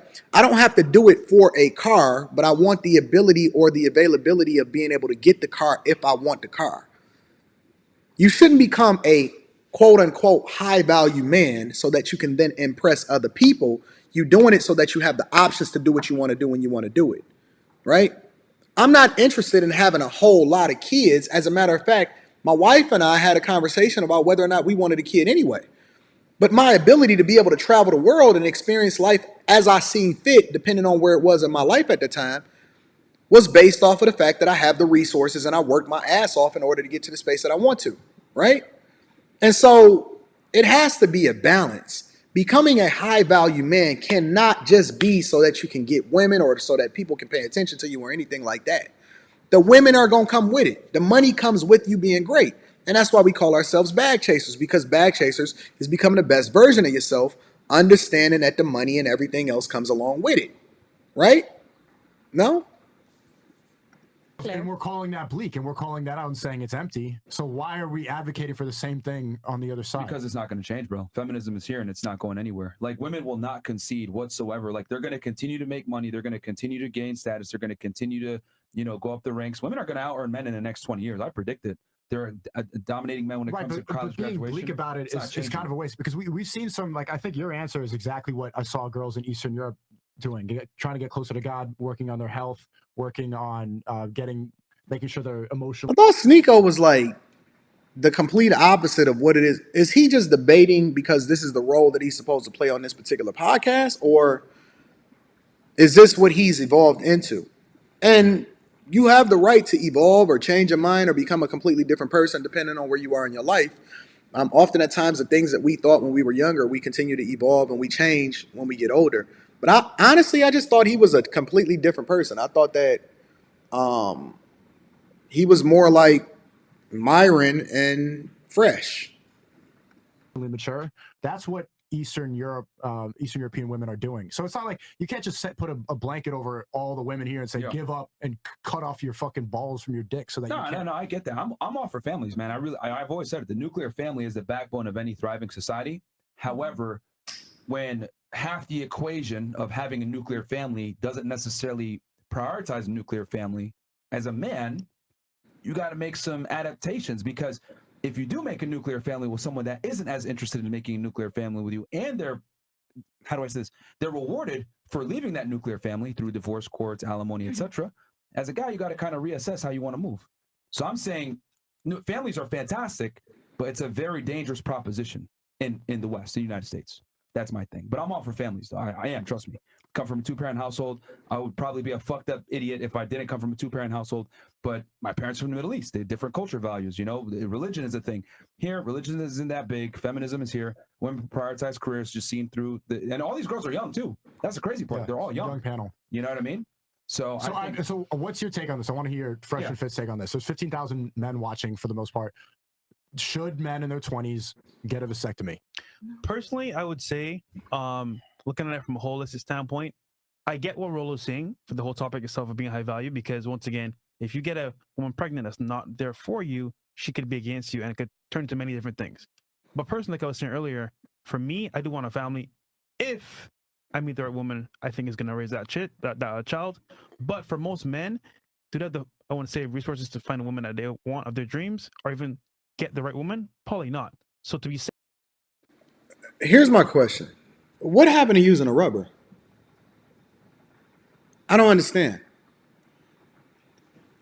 Why is the extremity getting a vasectomy? I don't understand. You have to be absolutely 100% sure, 100% sure that you don't ever want to have a kid. Even when you go in for your consultation, I don't know if these guys ever got a vasectomy. I don't know if Rollo Tomasi got a vasectomy, because he's the one that started this conversation apparently. They question you. They ask you. They say, have you had this conversation? Are y'all 100% sure? Are you this and that? They make you come back. You can't just go and get a vasectomy right then and there unless you're going to get it in the Dominican Republic or Mexico or something like that, right? But what happened to using a rubber? I don't understand. Okay, so you're not sure. If you're not 100% sure, because I was 100% sure after I had my daughter, and so that's one of the reasons why I got my vasectomy immediately. I ain't want to be dealing with birth control and all of that other type of stuff. If you're not married and you out here sleeping around, because the scenario that they posing is based off of a certain type of lifestyle, aren't you supposed to be wearing a rubber anyway? What happened to STIs? What happened to STDs? What happened to worrying about not getting chlamydia and and herpes and all of this other type of stuff. Why wouldn't I wear a rubber anyway? I'm genuinely curious. Why wouldn't I wear a rubber? Why do I need to have a vasectomy, especially if you're a young guy earlier in your life, in order to prevent yourself from getting a woman pregnant? Why are you having unprotected sex with a woman that you're not married to? I'm gonna read super chat shortly. I'm just curious. Honestly, I'm just curious. Why do you have to make a permanent decision based off of a temporary perspective? And this is why we as content creators, and why I'm so heavy on you have to validate your position by actually being a reflection of the thing that you're advocating for. Because we then hold a level of responsibility to the people that we influence. If you subscribe to me, or you tap into my live streams, or you believe in me, I have a duty to give you the truth and help you to understand, not so I can do it from a financial perspective, but because I want to add the most value into your life so that I actually help you become the best version of yourself. Because then I have a responsibility of how it is that I influence you. I'm not just going to tell you something just for the sake of telling you because it sounds good or it's a talking point. I'm going to stand on that because this is what my life is a reflection of, and I really believe it in my heart, and I know that it works. That's why I show y'all the receipts. That's why in a Patreon, I give you what's going on the back. I'm not going to tell you how to be successful on YouTube or how to extract 6 figures a month on YouTube just from AdSense alone, not regarding any kind of sponsorships or anything like that. I'm going to show you the receipts. First, I'm going to do it myself. If you notice, I haven't given you any information with regard to building a house because I've been building a house and I'm documenting the process. And then I'm going to take my learned experiences and then I'm going to give you the game and reveal it in a whole video and then do webinars supporting that so that I can answer all of your questions. I'm willing to take the hits so that you don't have to suffer through it. I'm never going to give you advice or speak to something that I'm not an expert in or that I have not experienced it myself. So I don't understand why they're telling these guys to make permanent decisions based off of the things that's a temporary feeling. That don't make sense to me. Where's the middle road? Wear a rubber, exercise dick discipline. Every woman shouldn't have access to you anyway. Continue to level up, become the best version of yourself, and then the way in which you find your wife is X, Y, and Z. Safe, vasectomy might be in their best interest. So yes. No, I'm saying okay. So it's a yes or no. It depends on the individual. That's what I'm saying. So it's up to the man to decide for himself. But I'm just saying, generally for me, I think family is very important. But I understand why most men might not want that because finding a woman that's actually good for you may be kind of hard. So I get a little bit in America specifically. In America, yeah. In America, to be specific. What do you think? Let's get the ladies' takes on it, and then I'll give my opinion because I don't want to corrupt them with my take. Okay. All right, ladies. Let's make this a little bit more engaging. Let's say you have a son. He's 21 years old, building up a business, whatever it may be, is becoming somewhat successful. Actually, you know what? Let's say 30 years old, because let's be honest, 21-year-old guy. I'm going to be reading Super Chat shortly, y'all. Thank y'all for subscribing and hitting a like for the YouTube algorithm. It's fucking useless. He ain't doing nothing with life. So 30-year-old guy, building up a business. He's on his way to becoming successful. Should he have a vasectomy, knowing how women move nowadays and how girls can trap guys? Should he have a vasectomy? We could start on the couch and then work our way. Absolutely not. What are your thoughts? If he's 21 years old, absolutely not. Listen, no 21-year-old is automatically going to be a high-value man. You don't even have the capacity to be a high. Do y'all even know what the steps are or what it is that we've defined as a high-value man? Let's use Kevin Samuels. Do they have a great network? Do they even generate that type of money? Most 21-year-olds is not even out of high school. I mean, it's not even out of college. You don't even hit your peak earnings until you get in your late 50s, early 60s.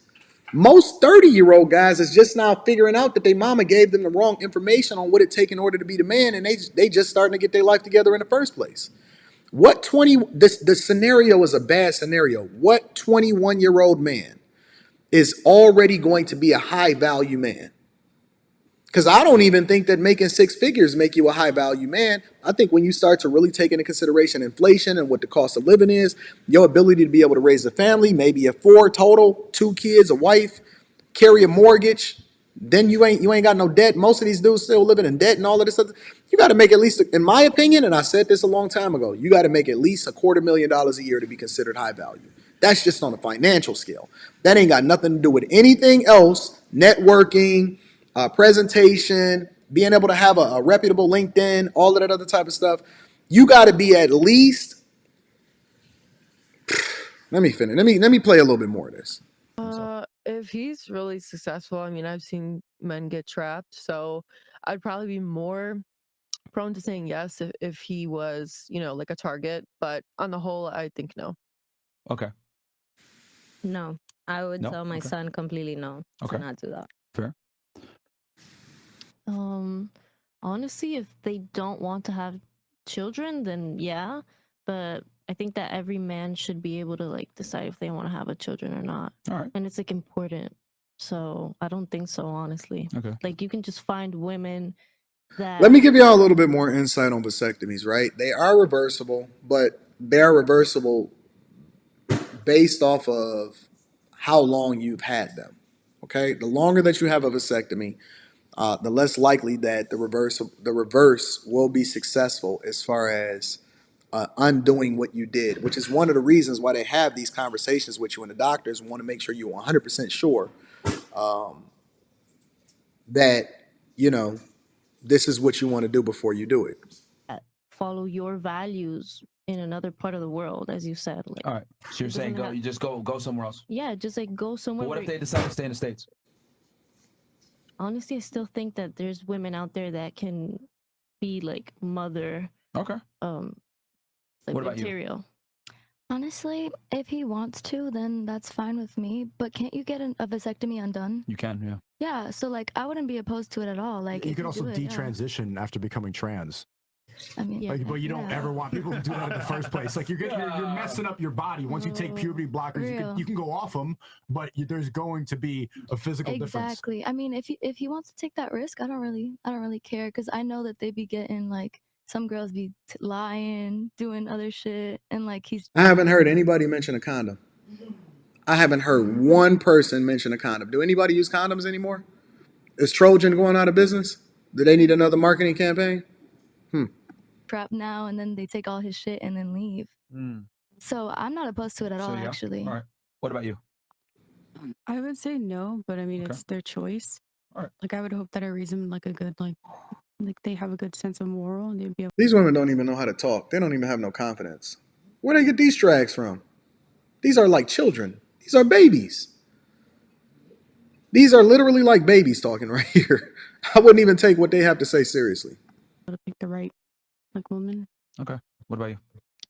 I think it depends on a lot of like what his lifestyle is. Like, if he's, let's say, this is why I could never date a child. I call women that are 19, 20, 21, 22, 23, unless you're at least 25 years old, you are a child to me. I am not ever, look, if I'm single today, there's no way in the world that I would ever have a conversation with these women. You know what it would be like having a conversation, trying to talk to a child and talking about whether or not I'm going to marry her or not? I'm not interested in talking to you hoes. They don't even know how to make a coherent statement. They can't even think for themselves. These children need their father. Listen, if they got daddies, they shouldn't even be on this show. I'm going to be 100% real with you. These little hussies should not even be on the internet right now. They should be figuring out what it is that they want to do in their life. And they sitting here on, shout out to them. Listen, do what you do. I think that Fresh and Fit has figured out how to put on a great show. I'm not ever going to take that from them. I'm just talking about the women themselves. There's no way that these chicks that got a father should be on this show talking like they know what they're talking about. They are completely out of the loop. You imagine having a conversation with a woman that's this age? I'm a grown man. I'm a grown man. I'm not talking to no chick. And she can't even make a... Look at that. She looked like a baby over there on the right. She literally looked like a baby on the right. Man, I couldn't even get turned on by these chicks, bro. Starting his business, and he's very focused on money and things like that, but he's like constantly meeting new women and engaging with these women. Yeah. Then I would say, okay, there's like ways that you can use instead of a vasectomy to avoid the baby, but I have also heard of like women trapping men and things like that, but I feel like it's up to him. Like, if he thinks like, no, I'm gonna... She said like about 80 times, yo. Somebody in the chat just said it. Santandra Jackson. Get trapped. Like, I'm getting, like, I'm meeting new women and I'm doing this and I'm like, you know, having... intimate moments with them, then you know what, do what you want to do, what makes you happy. And Hey, somebody go. So yes or no? I feel like it's just up to him. Like if he wants, What advice would you give him though? They don't even know how to make a decision for themselves. What do you want to eat tomorrow? It's like it's up to you. It's like, I would say, As the mom. as the mom of my son, is I would say painful. like, don't go around, sticking it in whatever and whoever. Like, why don't you, if you're so focused on, starting a family or, you want to grow, why are you, giving time and energy into things that are just going to be gone in the next morning? Based. Okay, so I'll take that as a no. What about you? Oh, no.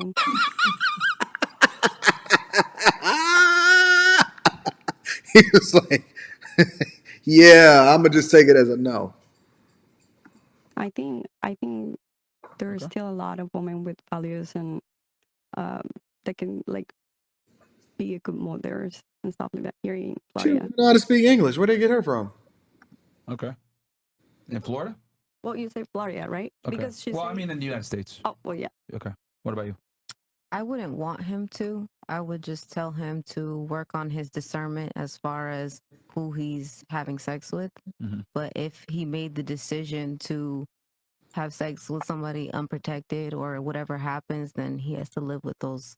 She the first person that said anything about sex unprotected. The first woman that said anything about it. The first person on the panel that said anything about it. Consequences. All right. What about you?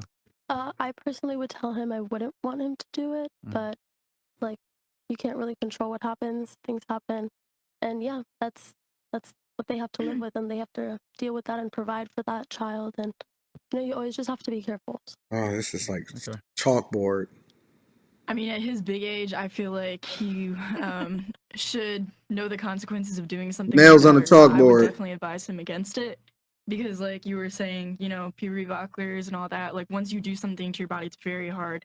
I mean, impossible to reverse anything that you've done. So what did you say or something? The more successful the guy, the more money he has. My take on it, man, I think it's a sliding scale. The more successful the guy, the more money he has, the more he has to lose, the more vasectomy might be a good choice. But again, it depends on the guy. If the guy's not smashing at all, do you want to do that? And, obviously you can always undo the snip. So it really depends on the individual. And I think the two main variables are his success and how promiscuous he is with dealing with women. Mm-hmm. I think those two factors heavily influence the decision. It's going to change per person. Right, but his take, Rollo's take was that to be a high value man, the top 3 steps: avoid family creation, get a vasectomy, and have a network. It's just like the generic male self-improvement stuff. But yeah, I wouldn't abide by that either. Even that's why when I talk to guys on a regular basis and they say, hey, I say, what are you looking for in this conversation? And they say, okay, well, I'm looking for A, B, C, and D. And then I start to do a deep dive into who they are and what their family history is and stuff like that, because you can't give a one-size-fits-all solution to a complicated individual that you don't fully understand. A lot of people don't even know what they want yet. They don't even know where they're going to be in life. They don't know what their trajectory is. They have no clue. I don't know why people just don't say, hey, use a rubber if you're going to sleep around, but exercise a level of dick discipline so you don't get caught up in Me Too in the first place. It's a very simple answer for me. Like 2 of the top 3, get a vasectomy and avoid family creation. Do you agree? Did he say avoid? I don't think he said avoid. Word for word. Avoid family creation. It's on Twitter. Top 3 steps to become a high value man. Okay. I didn't see this tweet. I'll have to take a look at it. But let me look at this. I mean, here's the thing. I think what he means by that is being the most. When he says high value man, he's talking from the perspective of being able to be a playboy and get as many girls. But why is that a priority over having a family? Like, why would that even be advice? Yeah, that don't have self-improvement advice. Honestly, that don't have nothing to do with being a playboy. Don't have nothing to do with being a high value man. Let me see if I can find this tweet.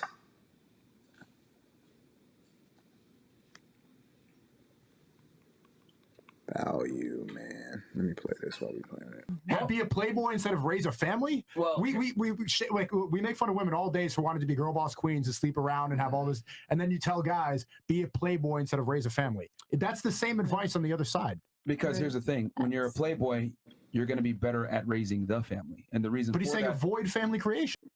What? When you're a playboy, you're going to be better at raising. Where you get that from? Did I hear what I just heard? Hold on, let me rewind this. He said, being a playboy, you're going to be better at raising a family. That's wrong. Avoid family creation. Well, he's saying to be a high value. He's talking from the frame, knowing Rollo because I know him personally. He's talking from the frame of being a guy getting a lot of girls, and then if you decide you want to get a family down the road, you can always unsnip and then go ahead and go down the family route. But in today's day and age, I agree to a degree that you need to have sex with at least 50 girls as a guy. I've talked about that all the time. It's controversial, but the reason why I say that is because most women are more promiscuous than most guys. What? You need to sleep with at least 50 girls?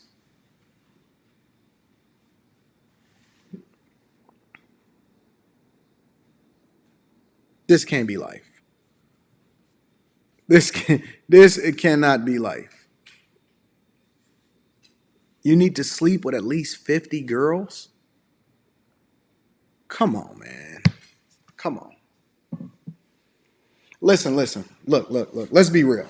Let's be 100. I'm gonna be 1,000% real. All right. If you that type of dude that's really focused, let's say you not even married, right? Let's say you just a dude that's just getting it, you hustling or whatever.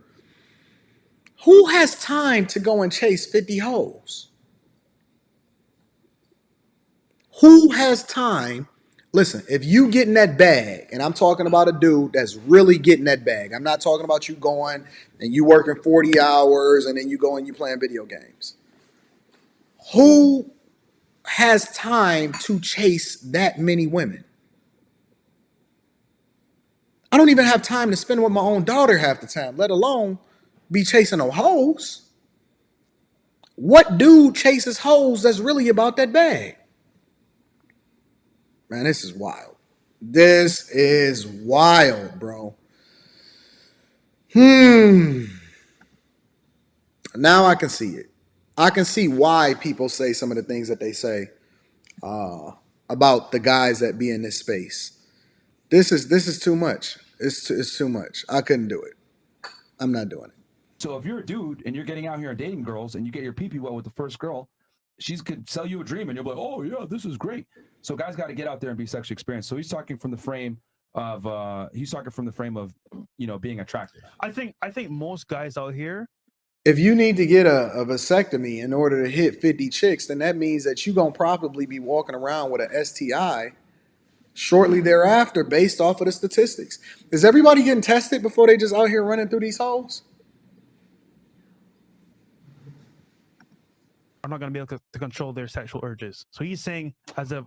Oh, dude. Yeah. Okay. You got it? Yeah, I'm looking at it right now. The quickest path to becoming a high-value man. Do not get married. Avoid family creation. Vasectomy in your 20s. Live consistently. Eliminate all sedations. Learn game and networking. Play to your strengths. Build wealth. Resist easing up on your focus. He's talking about increasing your value when you're young. Becoming successful, yeah. Becoming successful. Yeah. Avoid family creation and get a vasectomy. Yeah, because when you, dude, because your value doesn't go up until you're built something, and that's typically going to be in your 30s. So most guys, that's what he's saying. What do they focus on? Girls the whole time. He's saying at this point in your career, when you're on the way up, focus on things that are going to help you move forward in life and become successful. Yeah.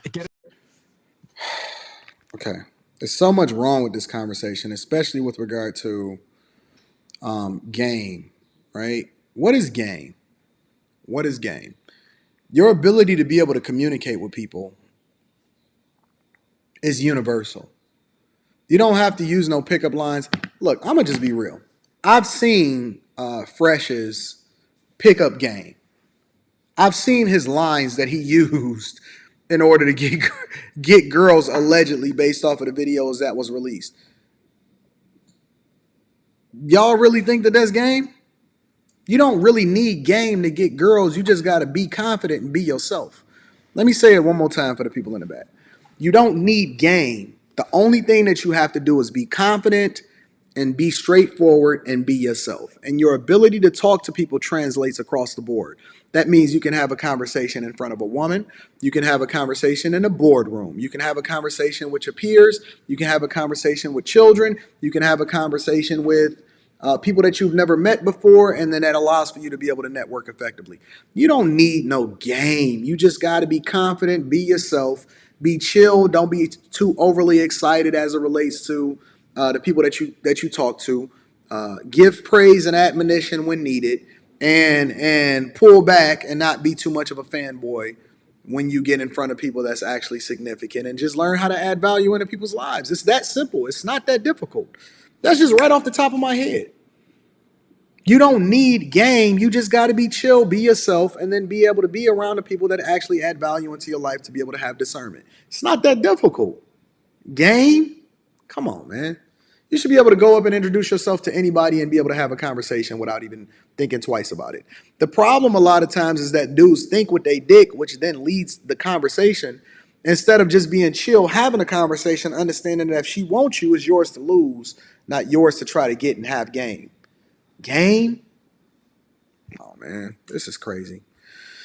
All right. Let me read some of these super chats because I'm going to be honest with you. I'm going to be absolutely honest with you. This is it's wild to me. It is. It's a weird situation that we find ourselves in, having these conversations about this stuff that I don't think is that deep. Early Life Check says, watched Rob Parker and Chris Broussard's segment yesterday. They said Black American NBA players are getting dominated by Euro NBA players. They blamed the AAU and the victim mindset ruined our talent. Thoughts? I think that it can be some truth in that, but I don't necessarily want to speak to it unless I review it myself. So I'm going to probably pull that up and see what it is, but that's a phenomenal take. I'm going to have to check that out. It's going to be a really, really great sports thing that we put together. I promise you. Shout out to you for the 10 ball. Time out with the 5 ball says they don't use it, Anton. Even the women don't expect it. There are a lot of oops babies. Is it really a oops if you never even intended to use it in the first place, though? Blaze Skywalker, shout out to you for the 10 ball, says rubber. What's that? Dame 23 said I was a bad chaser. And now I need to get back on track. And time I need some advice. I need a side hustle. I'm struggling and my wife has lupus. Send me an email, fam. Send me an email. I don't know why being an honest woman is so hard. They almost fight it instead of acknowledging improving. Greatness to Work is in the building, says this is why a separation is taking place in the U.S. Those who value family are separating from those who want to be single and mingle their entire lives. Razik is in the building, says I got no game. It's just some some bees understand my story. Bars. One Pill says, but Anton, didn't you marry a young woman? I married a woman that was the exact same age as I was. We're the exact same age. What do you mean, did I marry a young woman? I got married when I was young, and we were both young and the same age. I didn't marry a young woman. Absolutely not. I'm not marrying a young woman. I want to get into this Sneako conversation because apparently them and Rollo Tomasi had got into it. Sneako Destiny, and it ain't, man, I don't care what happens. I'd rather not even get on a live stream with a dude with blue hair that's going to nuke me. You're not going to out-debate me with blue hair and be bisexual? I heard that Destiny was bisexual. I don't know how true that is, but if that's true, you're not going to be bisexual and blue hair and then nuke me.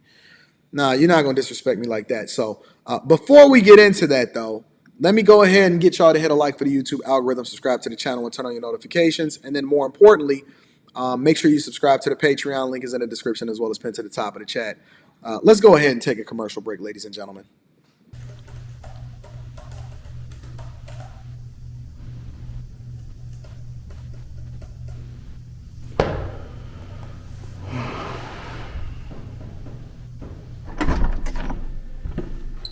What's going on, babe? Hey, babe. How was your day? It was actually pretty productive. Happy to be home. Good. You know, we got a game today. Mm-hmm. Honey, a little rough around the edges. I mean, I'm saying I've been working all night, taking care of business, getting to the... You know what? I don't even want to talk about it. I got you. I'm not trying to be out here looking like a dusty, and that's why I'm excited to have T. Chanley as a sponsor of today's video. They help me start and maintain my skincare routine by making the entire process uncomplicated. Honestly, it's the best skincare system for guys like you and me. I recommend you start with their level 1 system, which come with all of the basics.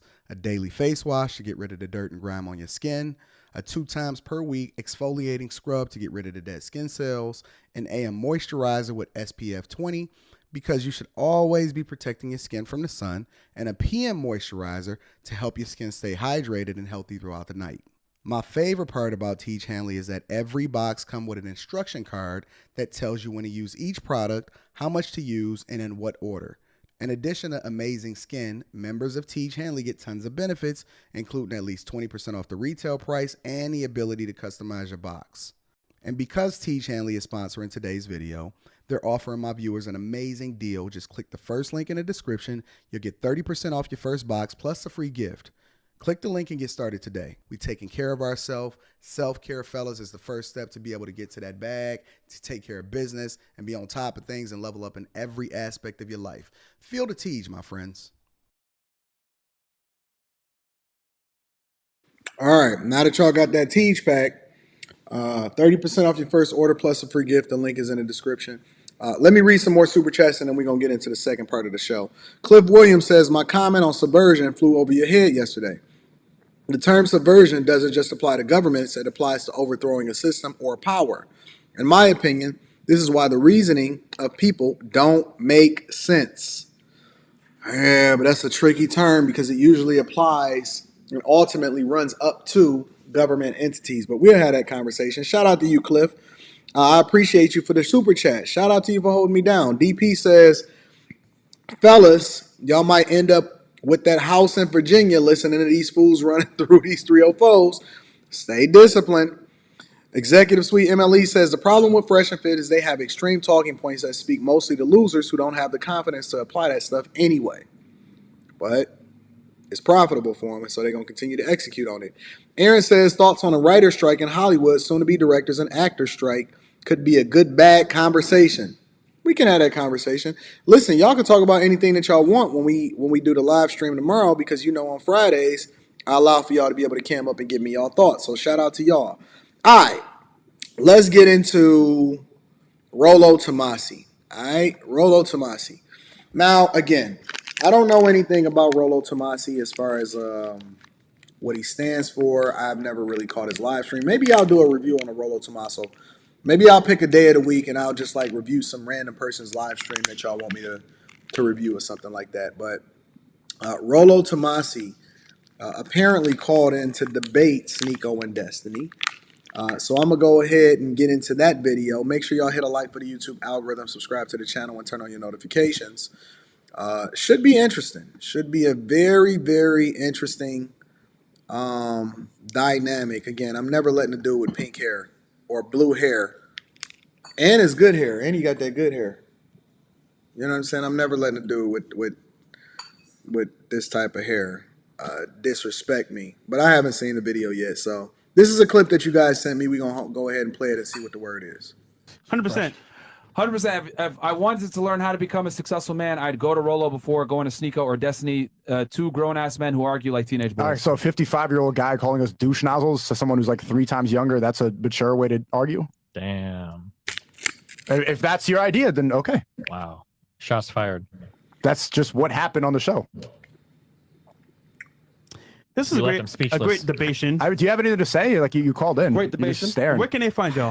So Rollo Tomasi is the guy that actually had the list on Twitter that highlighted that you should get a vasectomy before having any kids if you want to get yourself quickly to becoming a high value man.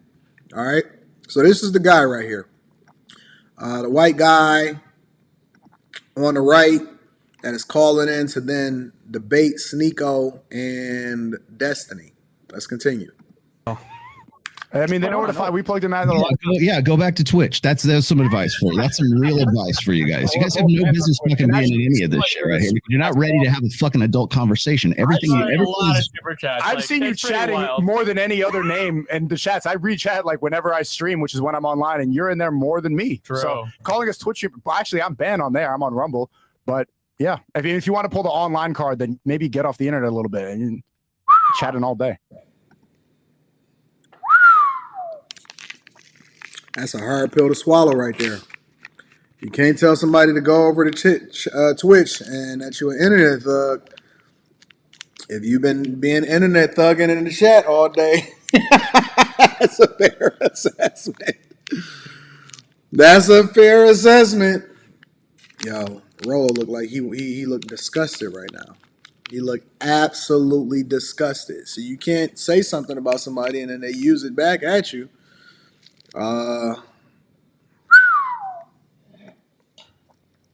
Douche nozzle. It's a lot harder when it's not just like 22-year-old women being ganged up on a podcast, huh? I'm sorry, Rollo. No, I'll be happy to fucking debate you, dude. On any topic you want. We are right now. We just did. No, you're talking about this one fucking tweet is what you're talking about. Well, we were talking to the godfather of Red Pill trying to. Yeah, and speaking of fucking tweets, or excuse me, speaking of fucking super chats, was that not you on whatever podcast the other night? Yeah, I like to support people that go on to have a podcast. Right. Thank you very much. Thank you for at least admitting it. Those are the only 2 super chats I've sent in my life. If I'm watching content and I want to know if it's Red Pill or not, I just Seems like you're watching a lot more than you think you are. Every program I've ever been on. It's insane. You should get a tax credit for like watching me. Bro, do you have anything to say? Why are you staring like that, man?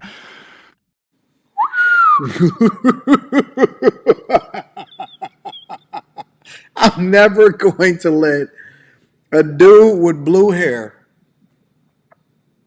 nuke me like that. Never.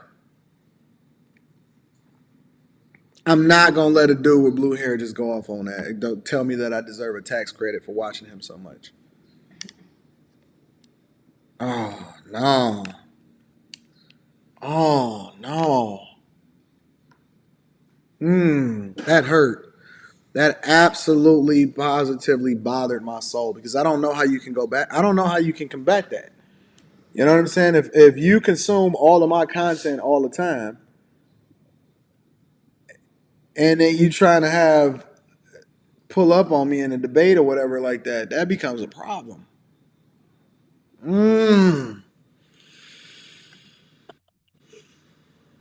Okay. I thought you'd have a rational. It's like, no, you guys. Let's see. Here's the thing: is you guys. First of all, I've thrown out this player in his car after the show. First of all, this challenge. If you guys want to come to Vegas, come to Vegas. We'll sit across the table from each other. Oh, build up your fucking dog shit podcast. What are you talking about? Come to Miami. I am coming to Miami next week. Oh, cool. I hope you're here next week. You guys are so mean, man. Yeah, Look at all bro, I didn't even say. What do you mean we're mean? He called us douche nozzles. Oh, it's fine. He's the grand wizard of Red Pill, so I can't go say anything about that. But I'm mean now because I'm calling him irrational for not having any arguments at all. Bro. Equal rights deserve equal lefts. You cannot, listen, this is a lesson in the art of war. You cannot show up, throw names, insults, and then tell people they childish once they use your same energy towards you. You can't control the narrative. You can control what you say to me, but you can't control how I react to it. It just is what it is. If you want that same respect, then you're gonna have to dish it out. You can't. One thing that I respected about Kevin Samuels is that Kev just wouldn't even put himself in certain positions to go back and forth with people that he didn't respect. You know what I'm saying? If a chick called up to his show, then he would literally give them the energy that they gave him. But he wouldn't lead with that. He would always show a level of respect to everybody that he talked to until they stepped out of line. Now, I'm a little bit different, right? Like, once I feel like you disrespecting me, or if I find out something on the back end that you had some ulterior motive, historically, I can go from 1 to 100 like that. You know what I'm saying? And people don't know what be going on. They don't know what I done found out or nothing like that, right? I'm working on that. I'm evolving. As I age and I get older, I'm learning to remove how I feel about the person from what it is that I'm reacting to as far as the content or the conversation that we having, right? So I'm evolving in that. I'm getting away from the personal attacks and starting to just keep it 100% G based off of the content. But you can't come on here with that type of energy And then don't expect for somebody to meet you with that same type of energy, especially if they used to capping online. We call it capping. I know you want to defend him because the book is here on the table, but like, bro, that made no sense. You guys have not read the book. You guys don't know what the fuck I'm you're not reading your talking book, bro. You can't even define what high value man is. Why would I read a book from a guy who can't have a clear definition? I don't know if you read the book. I'm not even gonna go there. I'm fucking for the last half hour. I've been trying to explain to you this shit to you. You guys have no business being in this fucking sphere to begin with. First of all. Okay. Second of all, keep it forever until you're 65. Second of all, and the reason why is because you devolve into. You want to know why? Like when we talk, nobody debates anymore. You know why? Because it devolves into this middle school bullshit that both of you are. But you guys are perfect. Yes, you guys should marry. But he the one that threw the name out first. You can't call. Listen, that's such a white man thing to say douche nozzle.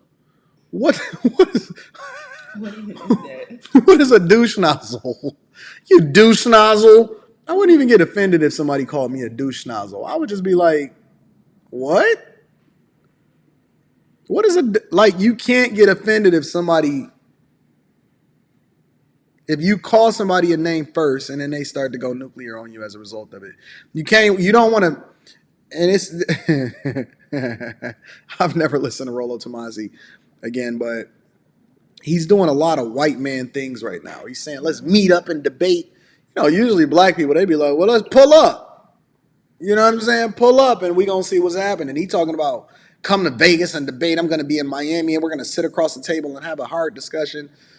Man, they don't even have no respect for you. They don't feel no type of way about you. They want to take your head off when it comes to removing your monetization. White people is a whole nother type of thing, man. Each other. You can't call this childish when you were the one who started insulting. I would just ask you a question and then you said douche nozzle. True. Now you're going to go play the maturity card? Yeah. Now I'm going to play the maturity card. That was a middle school argument. yeah, guys. I'm going to play the maturity card on you. Going back and forth with white people is so hilarious, yo. All right. What of a douche nozzle? What is a douche nozzle? It's two different ones. Yeah. There's an actual definition for a douche nozzle? Mm-hmm. A person who can't handle social situations without his douchebag sidekicks. And the other one says a rude, obnoxious, or contemptible person. Oh my God! This is not going anywhere. This was a great debate. I like Debation. Well, I mean, it's very obvious that everyone here has different takes, which is great. I think that's good. I'm not sure what his take is still, but that's cool. It's different than ours. We know that. You know what I mean? So it is what it is. Is there anything else, Chris? Or let's see. Nope, we're good. All right. Look at Rollo. Look at Rollo Tomasi. He's just sitting there looking like a deer in headlights. You know, honestly, when you start to get older, you start losing like your quickness. No, seriously. You start losing your ability to be able to snap back quicker and stuff like that. I don't know what that is, like genuinely. Like a lot of times, even with myself, like somebody could, well, maybe not with me. But a lot of times I'll just be a little bit more patient and stuff. But he honestly, and I didn't see the full thing to be transparent. He looked like a deer in headlights right now. He looked like he just got blindsided. Like a chick just told him that he pregnant, that he didn't expect to get pregnant, and he don't know how to react to it. Do you have anything that you want to say before we? Say I'll be there next week. All right, cool. Well, I think we'll have him on the 15th. Let's do a boxing match. Just kidding. All right. Rollo, thanks for coming on, bro. Thanks, Rollo. Take it easy, man. We're on there today. Oh, what is it? What did he say? That it was going to be there on the 15th? Today is the 18th, though. Oh, it is? Yeah, girl. Apparently, he already been on there. Yeah, that was a bad look for him. Never jump on a live stream the way that he did it and then call somebody a douche nozzle. I can't do it. I can't do it. But anyways, neither here nor there. I thought that was incredibly entertaining. And he called him a douche nozzle, yo. I'm about to start calling that. Shout out to Rollo Tomasi and Sneako. And I'm going to also be honest with y'all. Like, for me, realistically, like, I've just never been interested in having conversations with certain people. You know what I'm saying? You know how they say that when you get into certain spaces and stuff like that, you're supposed to link up with certain people in order to really be able to, you know, get your stripes or validate that you're red pill and everything like that. The only person that I really rock out with that I guess started out in that space like that is probably Angry Man. Other than that, I'm chilling. You know what I'm saying? Let me read some of these super chats.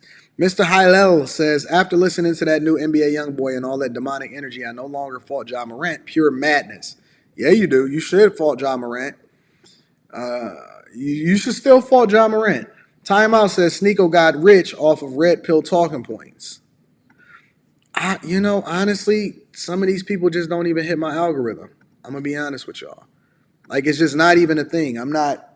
I was not familiar with Sneako until Sneako started showing up in certain places. I wasn't familiar with Rollo Tomasi. I'm probably never going to read the book.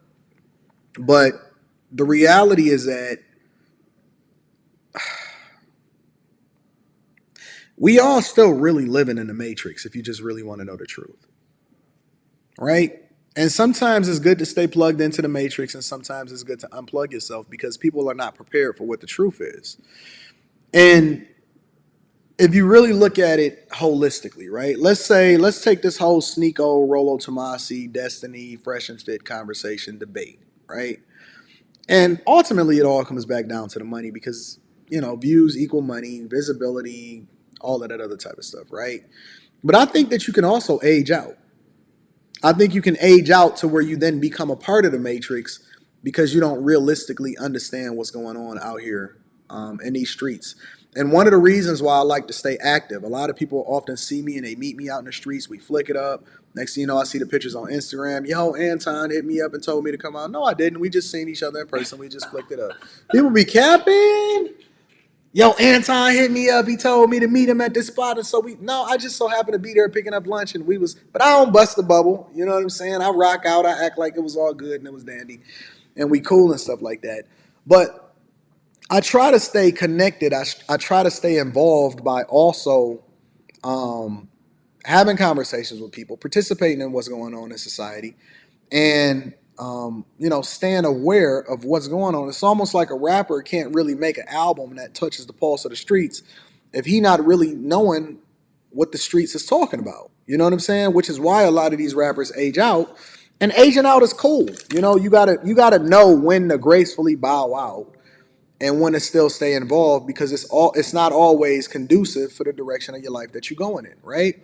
So the thing about the Matrix though is that you got to make sure that you play it to your advantage. And a lot of people really don't understand it. They think that just being woke is enough, and it's not. Woke will send you broke. Just because you're aware don't mean that you know how to capitalize off of it. It don't mean that you understand what to do with it. It don't mean that you understand money. It don't mean that you actually be. We was on the Q line the other day, and we seen this guy. And one of the funniest things that I see on a regular basis is these 5%ers, Hebrew Israelites, and all of this other type of stuff. And they always got all of the knowledge. We can even throw Umar Johnson into that conversation. They always got all of the knowledge and they got all of the insight and the information, right? And so they know everything. They know what the system is set up like, allegedly. They know how to break down white supremacy and how the system is set up to make black people fail, allegedly, right? They know the nature of women and how it is that they can finesse you, allegedly. They know whether or not you should get an education and every single thing as it relates to corporate America and how you get stuck into the Matrix, allegedly. But if that be true, then how come they can't manipulate and bend the system like Neo did in order to get themselves rich? If you understand the system, then how come you can't divest yourself from it? If you understand women so well, then how come you keep having baby mamas? Why are you a baby daddy? Right? If you understand corporate America, then how come you can't leverage that in order to make more money and then you still continue to beg for cash apps? I don't understand it. How come some of the most woke people are the most unaware and the most broke people? I don't get it. They know the Bible, they know the scriptures, but then they don't even know where their shirts come from. and that they continue to buy stuff from white people, even though they're supposed to be completely divested from the system. They use the same American white dollars that got these presidents on them in order to continue to feed themselves. They still getting taken care of and getting dropped off by the same public transportation system that your tax dollars pay for. How come you can't break out of the matrix? Or how come you can't at least leverage the matrix in order to continue to push your agenda and do the things that but you out here begging and bothering these good tax-paying folks that's walking up and down the street just trying to enjoy their life and enjoy their family. I can't figure it out from the life of me. I can't figure it out from the life of me. How come the very people that advocate and rail against the system can't use the system or understand it enough to actually put themselves in a position of power? How come the most woke people are the most powerless? Maybe it's the system that's keeping them that way. I don't know. Anyways, neither here nor there. Don't get me started. I love y'all. I appreciate y'all. Thank y'all for continuing to check in, holding me down. Tomorrow, the expectation is to be back in Studio A. Today, Rita gets to experience my greatness from here working from home. Hopefully, she don't distract me too much. Because for some reason, she put on some of the wildest, sexiest, I got my stomach out outfits that's available for me to see. And if we not on camera, somehow she walking around with no pants on and just a shirt. Interesting. Till tomorrow, ladies and gentlemen, make sure you tap into the Patreon. Link is in the description as well as pinned to the top of the chat. She's staring at me with googly eyes right now. Don't worry about it. I love you. I appreciate you. I need y'all to do me one more favor before we get up out of here, though. Make sure you share this with your family and friends. We don't want to be successful by ourselves. I love you. I appreciate you guys. Thank you guys for continuing to rock out with me. Hopefully, I'm adding as much value into you guys as you guys are adding into my life as far as being a part of my network. Go and get your tickets to the Charleston White Show. Hit a like for the YouTube algorithm. Make sure you catch what it is that I drop tonight on the Anton Daniels channel. I love y'all. I appreciate y'all. I'm out.